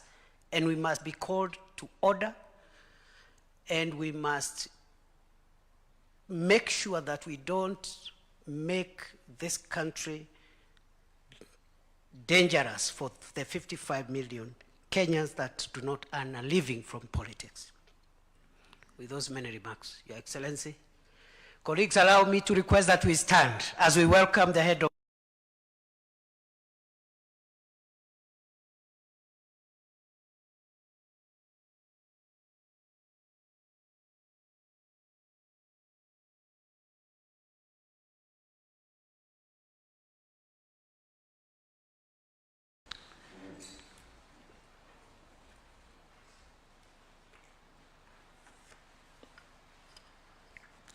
Distinguished guests, Excellencies, ladies and gentlemen, this is historic as it is consequential. This is a very significant moment and a solemn one at that. It is solemn because today we seek to make amends for harms that have never been truly repaid. No compensation can restore a life lost. No reparation can fully erase the pain of a parent who buried a child, a spouse who lost a partner, or a family forever changed by tragedy. It is also solemn because I wish that our late brother, the statesman Raila Odinga, was here with us today. But I want to thank his brother, now party leader of ODM, Dr. Oburu Oginga, for making it to this function. And party leader, I want to apologize for the late notification for this meeting. Although you have spoken and made a statement that is more profound than those who prepared to come for this meeting.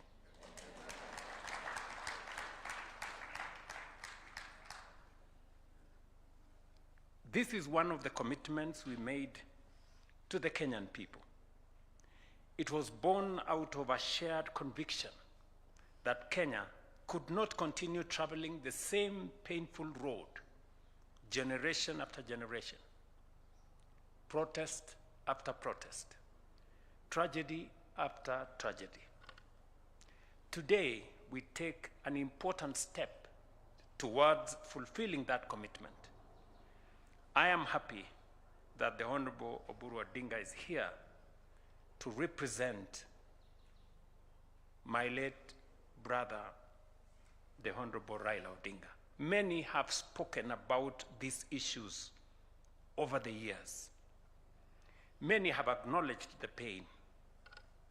Many have promised action. Today, however, we move beyond words. I stand here pleased that we have reached this milestone, saddened by the circumstances that have made it necessary, humbled by the trust placed in us by victims and their families, and optimistic that this marks the beginning of the end of a painful chapter in our national life. Our country has been undergoing profound socio-economic and political transformation.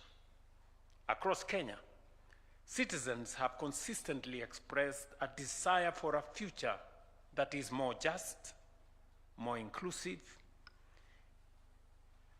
and more responsive to their aspirations. Never before, however, have Kenyans expressed such a deep and widespread yearning for change and renewal. That yearning is legitimate, it is democratic, and it is protected by the Constitution. The right to assemble, demonstrate, picket, and petition under Article 37 is not a favor from the state. It is a constitutional guarantee. It is one of the freedoms that define us as a democratic nation. Yet, we must also confront an uncomfortable truth. For far too long, whenever Kenyans have exercised these rights, too often the outcome has been violent, injury, loss of life, destruction of property, bitterness, and division. Families have buried loved ones. Young people have carried physical and emotional scars. Businesses have been destroyed. Police officers have been injured. Communities have been left traumatized. We must also acknowledge a difficult reality. There has been instances where the response to public demonstrations has resulted in excessive use of force, violations of rights, and loss of life. Equally, there has been occasions when legitimate protests have been infiltrated by criminal elements, leading to violence, looting, destruction, and harm to both citizens and law enforcement officers. The truth is that whenever this cycle unfolds, Kenya loses. Citizens lose. Families lose. Businesses lose. The police lose. And our democracy is diminished. Then, almost predictably, the blame game begins. One side points to police brutality. Another points to criminal elements and organized violence, to goons. Politicians trade accusations. Television studios fill with rage and outrage. The nation mourns, and then we move on, only to repeat the cycle again. Perhaps what is most painful is how easily the suffering of victims is sometimes reduced to political slogans. It is easy to exploit public grief for political gain. It is easy to seek headlines, applause, and partisan advantage. What is much harder is to sit with the families who have lost loved ones, to listen to those carrying physical and emotional wounds years after the cameras have left, to comfort those whose businesses were destroyed, whose livelihoods disappeared, and whose futures were altered forever. That is why we must resist the temptation to turn national tragedy into political theater. The lives of Kenyans are too precious, the wounds too deep for us to treat them as instruments of political competition. For decades, successive political generations have condemned these tragedies without fundamentally resolving them. I understand why. It is not easy to confront such issues. If you act, you are criticized. If you do not act, you are criticized. You are, in many ways and in many respects, damned if you do and damned if you don't. But there comes a point when a nation must choose action over hesitation. There comes a point when the cost of doing nothing becomes greater than the cost of trying to do something. Leadership is not about choosing what is comfortable. It is about choosing what is necessary. And so, we have chosen to act, not for ourselves, not for political advantage, but for Kenya. Our commitment is not in words alone. It is also in deeds. I remember very well when we discussed this both in the NADCO framework and also in the 10-point agenda UDA-ODM framework. And I remember the occasion that has been spoken to by the Honorable Junet and the Honorable Oburu, when I had occasion with the late Prime Minister Raila Odinga.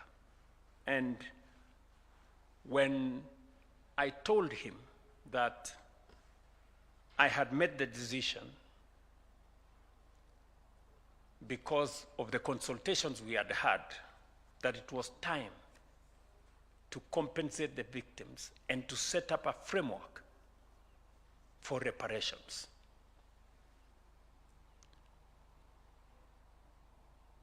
And he encouraged me and he told me, Mr. President, this is the right thing to do. And let's do it now. I remember also that subsequently, when I issued the proclamation,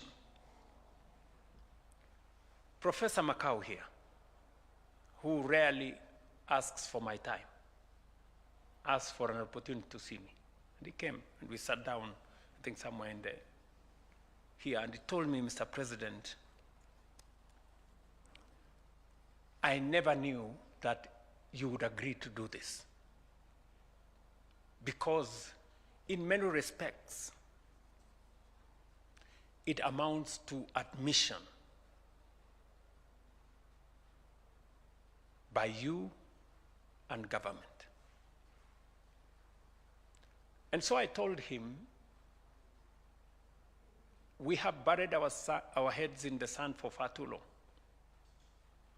And it's time for us as a nation, and for me, as the leader of the nation, to stand up, own up, and do something about it.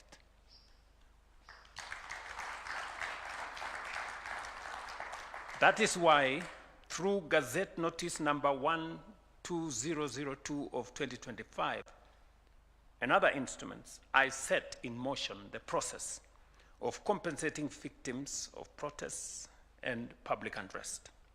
As part of that process, I appointed a distinguished panel chaired by Professor Makau Mutua, honoring a commitment that I had made together with my friend, the late former Prime Minister Raila Odinga, that we would not merely speak about this issue, but walk the journey to its conclusion. I tasked the panel with helping us confront a challenge that Kenya had carried for far too long, and with developing a framework that would place victims, justice, accountability, and national reconciliation at its center.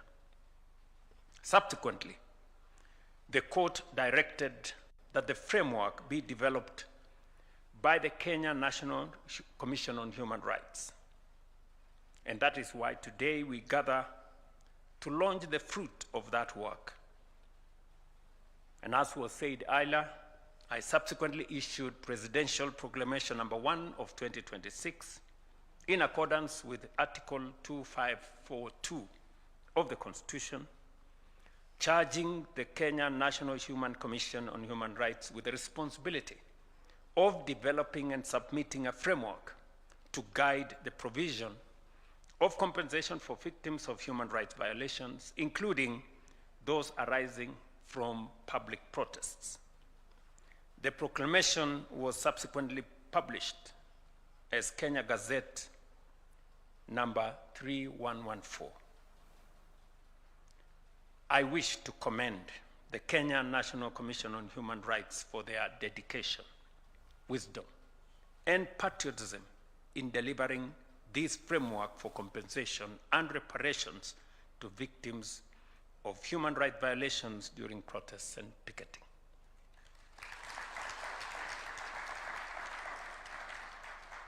Madam Clarice Oganga and your team, you have discharged this responsibility in honor of those who have suffered this injustice and to the benefit of the nation, not an individual, not a group of individuals. And I want to commend you. Your statement has been profound. I have listened very carefully on what you have had to say about this responsibility and mandate, and it has spoken to all the issues that would have required attention in this exercise. I also wish to commend Professor Mutua and the panel for their invaluable contribution to this process. Professor, again, and the panel, I want to say congratulations and thank you very much for making a contribution. Allow me to say, when the courts pronounce themselves on how this exercise should be carried forward, I got advice from different people. One group said the court, we should appeal this decision of the court. Another group said we should implement whatever the court has said in the interest of time. So when I assessed, to me, it didn't matter who did what, but it mattered to the victims and to the country that for once we try and resolve this issue.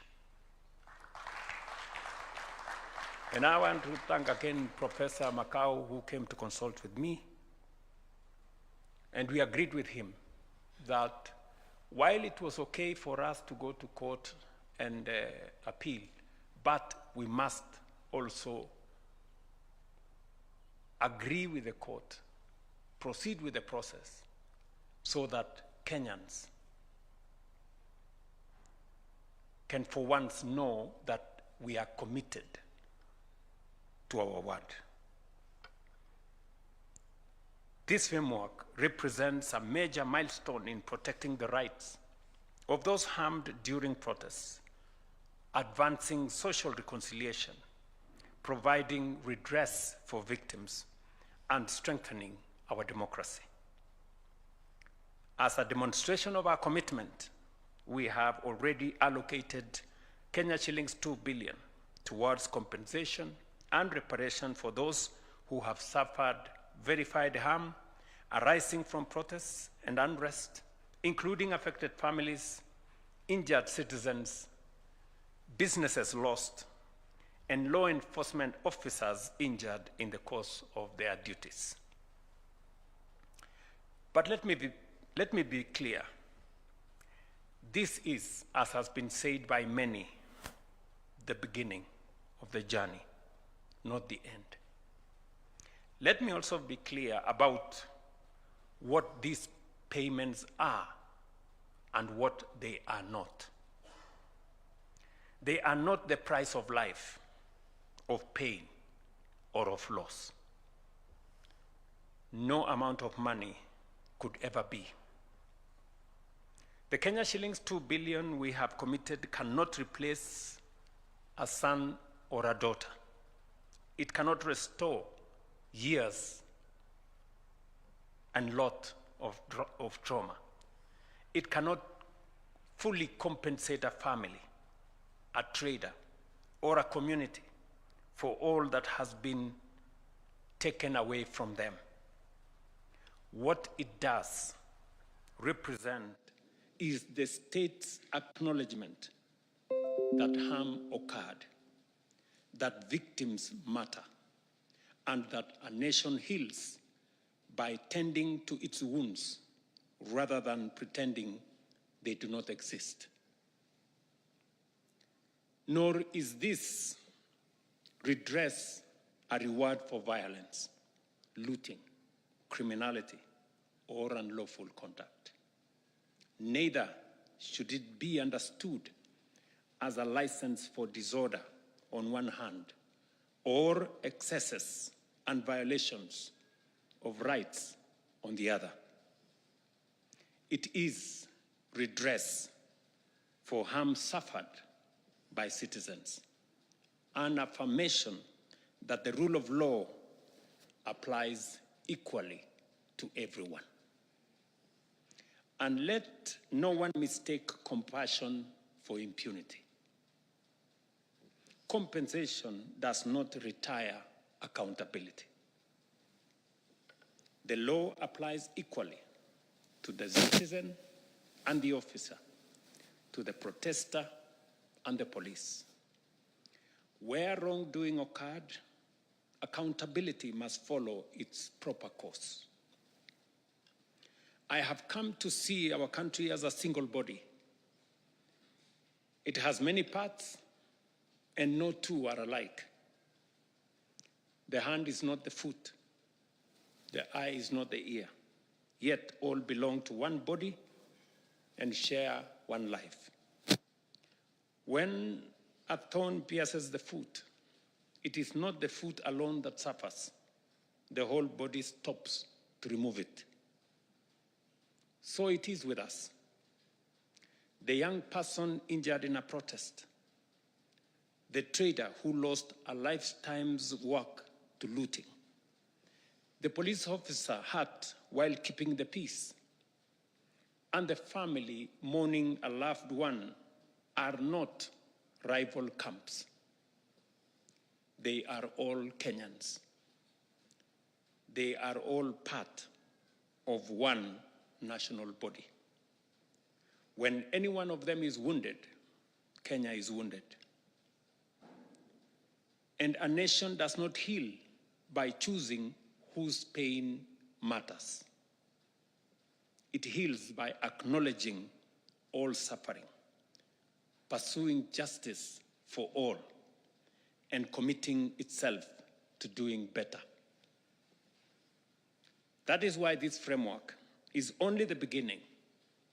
The journey will be complete only when we achieve two other things. First, a comprehensive legal framework that fully operationalizes and protects the rights guaranteed under Article 37 of our Constitution. The right to assemble, demonstrate, picket, and petition peacefully. I'm happy that the Kenya Human Rights Commission have undertaken to work with all the stakeholders to develop this law that will operationalize and protect the rights guaranteed under Article 37 of our Constitution. Secondly, to reform and have a training manual that reshape our police service and how they manage public demonstrations, ensuring professionalism, restraint, accountability, and respect for constitutional rights. Together, these reforms will strengthen the health of our democracy. Because compensation, properly understood, is not an end in itself. Compensation addresses the consequences of past failure,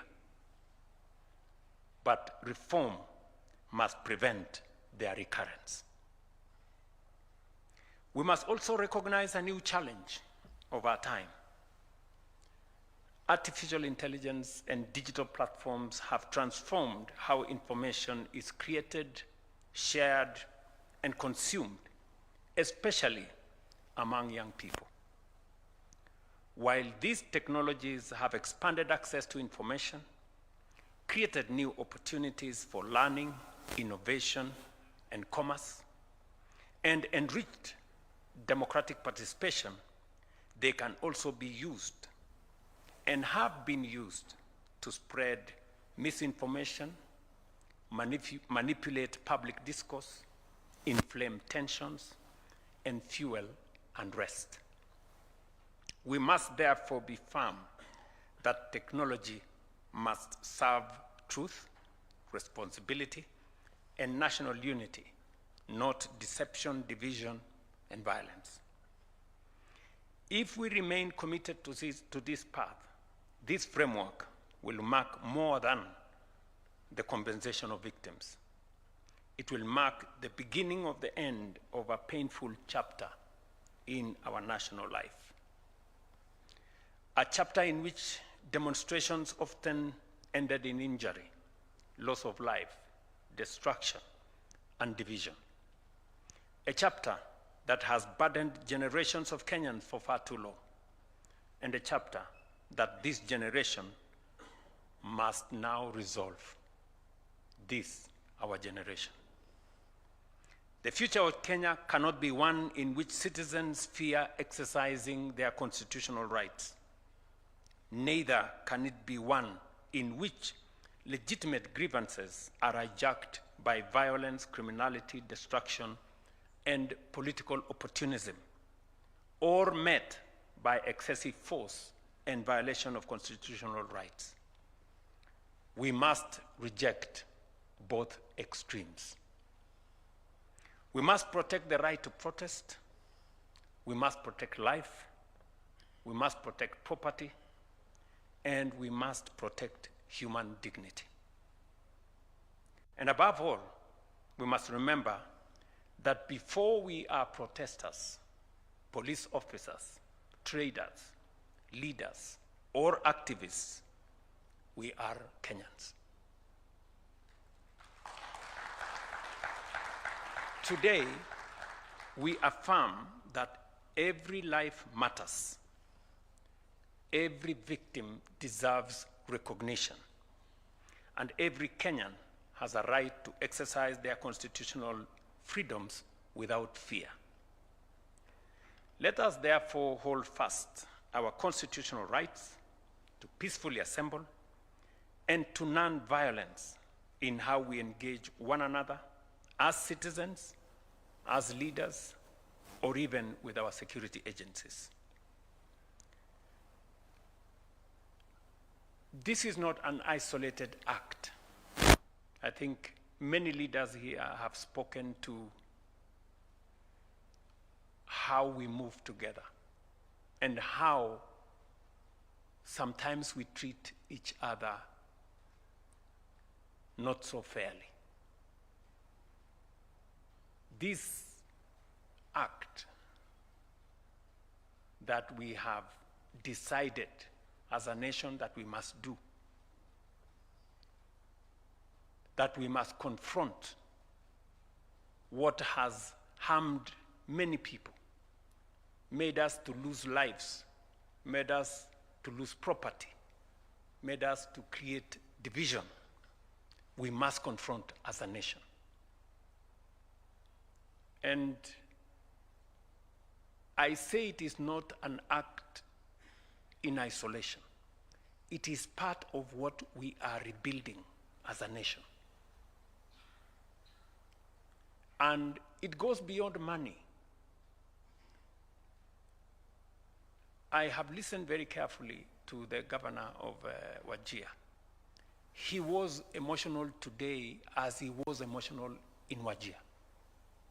And because it speaks to how people feel. When I stood on the platform in Wajir on the 1st of June, and the emotion in the field, I saw tears in many leaders and many people in Wajir. It made it look like it was a favor the state was doing for them, when actually it was their right to belong to Kenya, like everybody. They were so emotional about it, you would think we are giving them, or we are making them any favor. But it speaks to how people feel. I remember very well, when I say this is not an isolated incident, I remember very well when, I think it was on the 5th of February 2025, when I stood on the field there at Orahe Stadium in Wajir and signed the proclamation to remove all the encumbrances and the discrimination that was subjected to the people of northern Kenya especially, that made them look like secondary citizens or, citizens of a lesser class than the rest of Kenya. It wasn't about money. It was about dignity. It was about recognizing that there are wrongs that we have committed as a nation to fellow Kenyans, subjecting them, to treatment that went deep into their dignity. When I stood in Mandera and announced the construction of the road from Isiolo to Mandera, it was the same thing, that a whole part of Kenya, by policy, was relegated because of the policy that was said that there are parts of Kenya, section paper number 1, or was it number 10, of 1965, a policy document of government that said some parts of Kenya will be developed and others will not. You know? You know, these are things people take for granted. But as a result of what was done by government, huge sections of Kenya, northern part of Kenya especially, was denied the opportunity to develop like the rest of Kenya. It is still the same thing. That's why I'm saying what we are doing today is part of correcting the injustices of the past. It is the same thing. When I stood 3 months ago in Mombasa and pronounced myself on what we are doing to redress the squatter problem in our coast region that has subjected millions of citizens to the indignity of being squatters, secondary citizens in their own country. They are treated lesser than other Kenyans. It is part of repairing our nation. I remember very well, and this is a good occasion for me to say, when I decided to appoint General Ogolla, I was correcting the negative profiling of some of our communities, that there are positions that are reserved for some people and there are positions that can never be occupied by other people. An injustice and a stigma on a whole community. It needed to be corrected. And it is the same thing when it came to the formation of the broad-based government. I remember very well, my brother, the Honorable Raila Odinga, had a different opinion of who should be the Minister for Finance. And I remember I told him that, my brother, if there is one place I will defy you, is that I am going to appoint a person from Luo Nyanza to be the first Cabinet Secretary or Minister for Finance. Again, to correct a negative profiling of a whole community that they don't care about property. You know, property belongs to some people, the economy belongs to some. No. Listen, good people.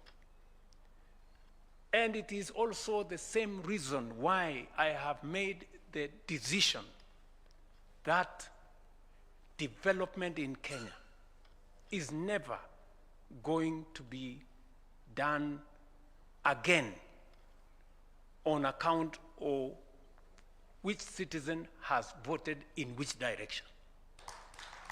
That we are going to develop this nation equally, and every part of Kenya deserves a share of development like any other.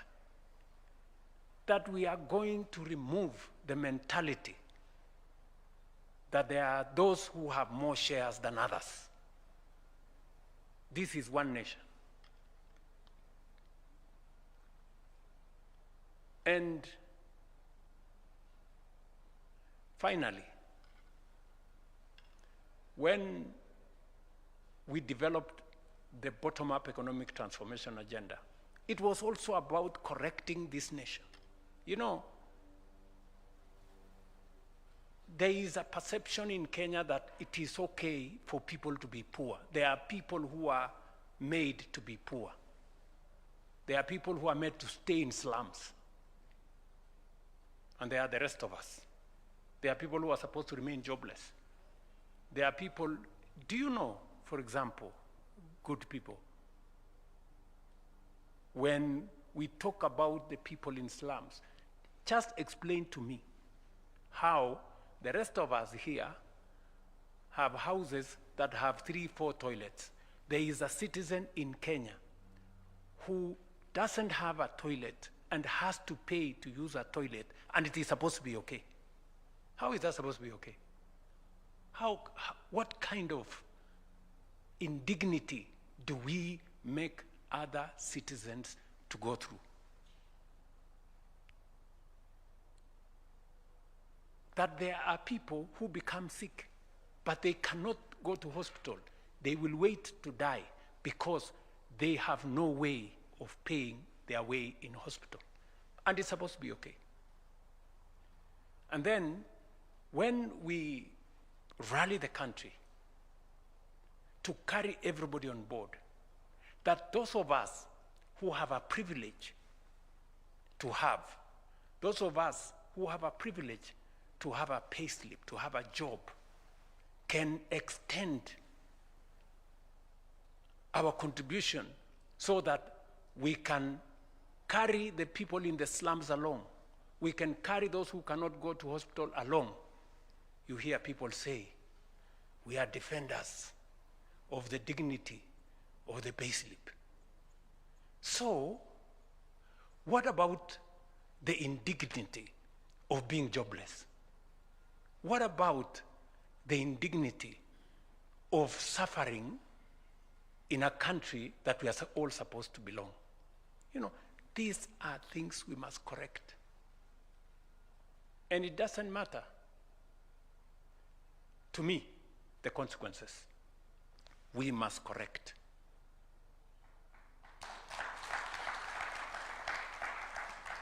And so, this occasion, I said at the beginning, is a very solemn occasion. And it is a very consequential occasion. Part of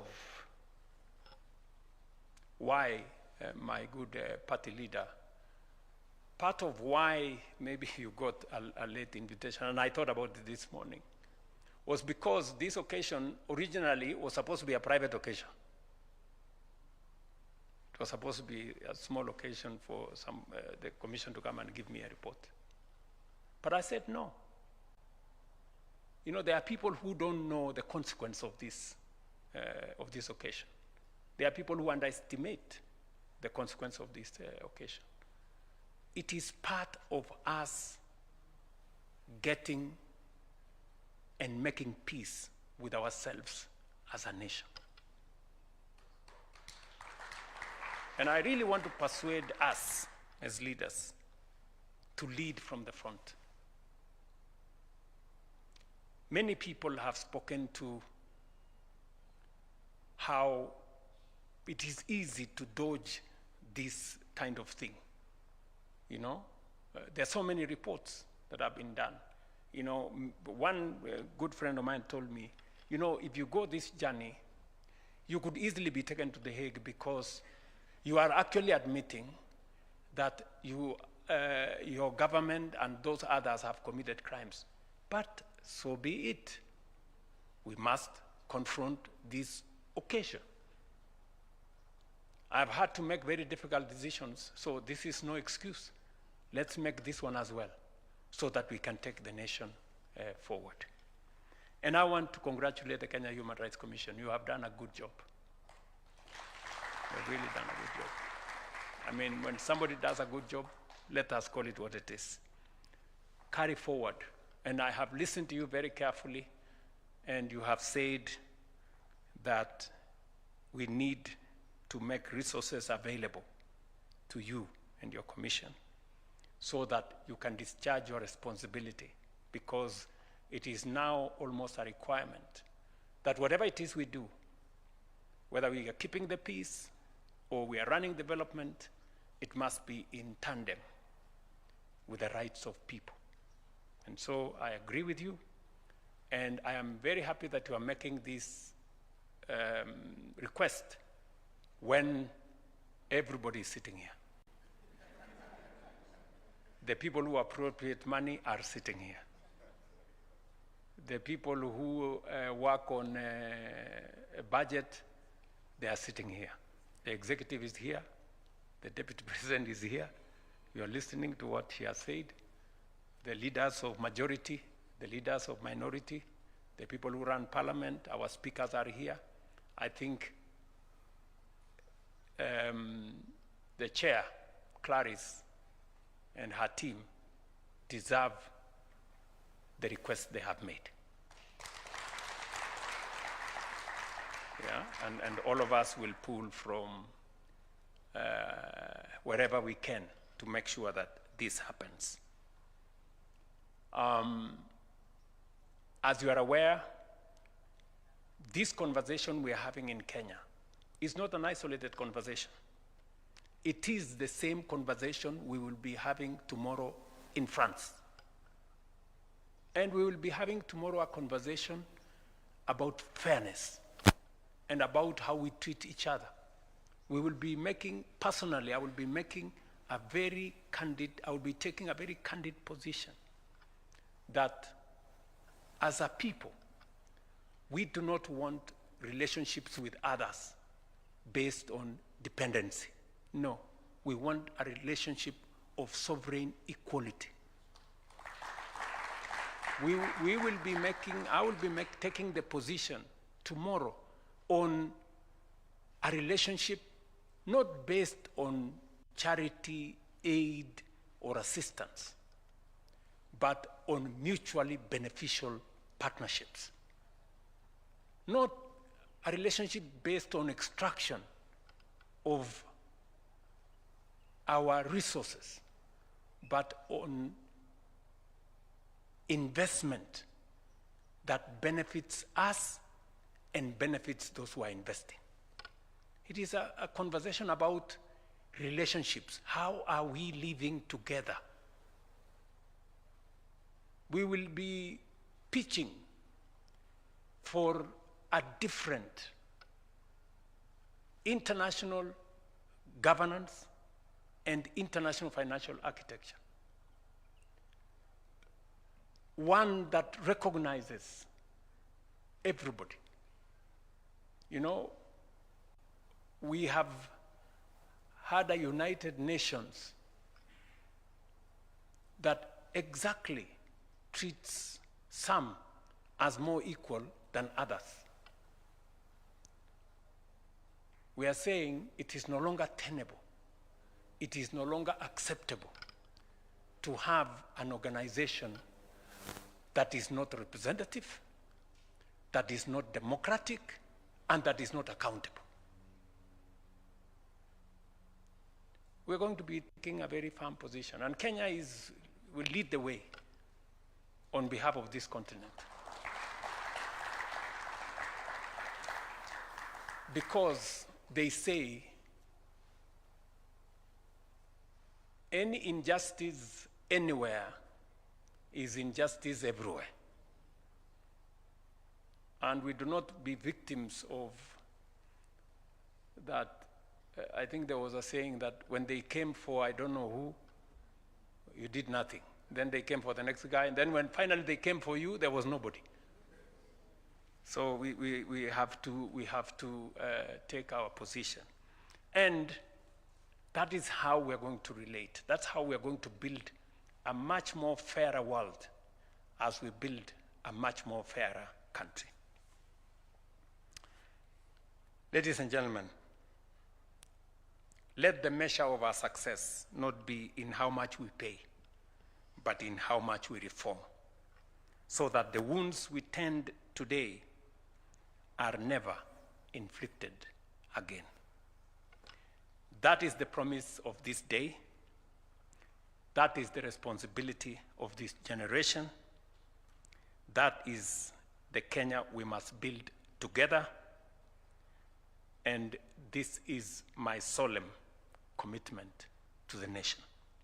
May God bless you all, and may God bless our country, Kenya. Asanteni.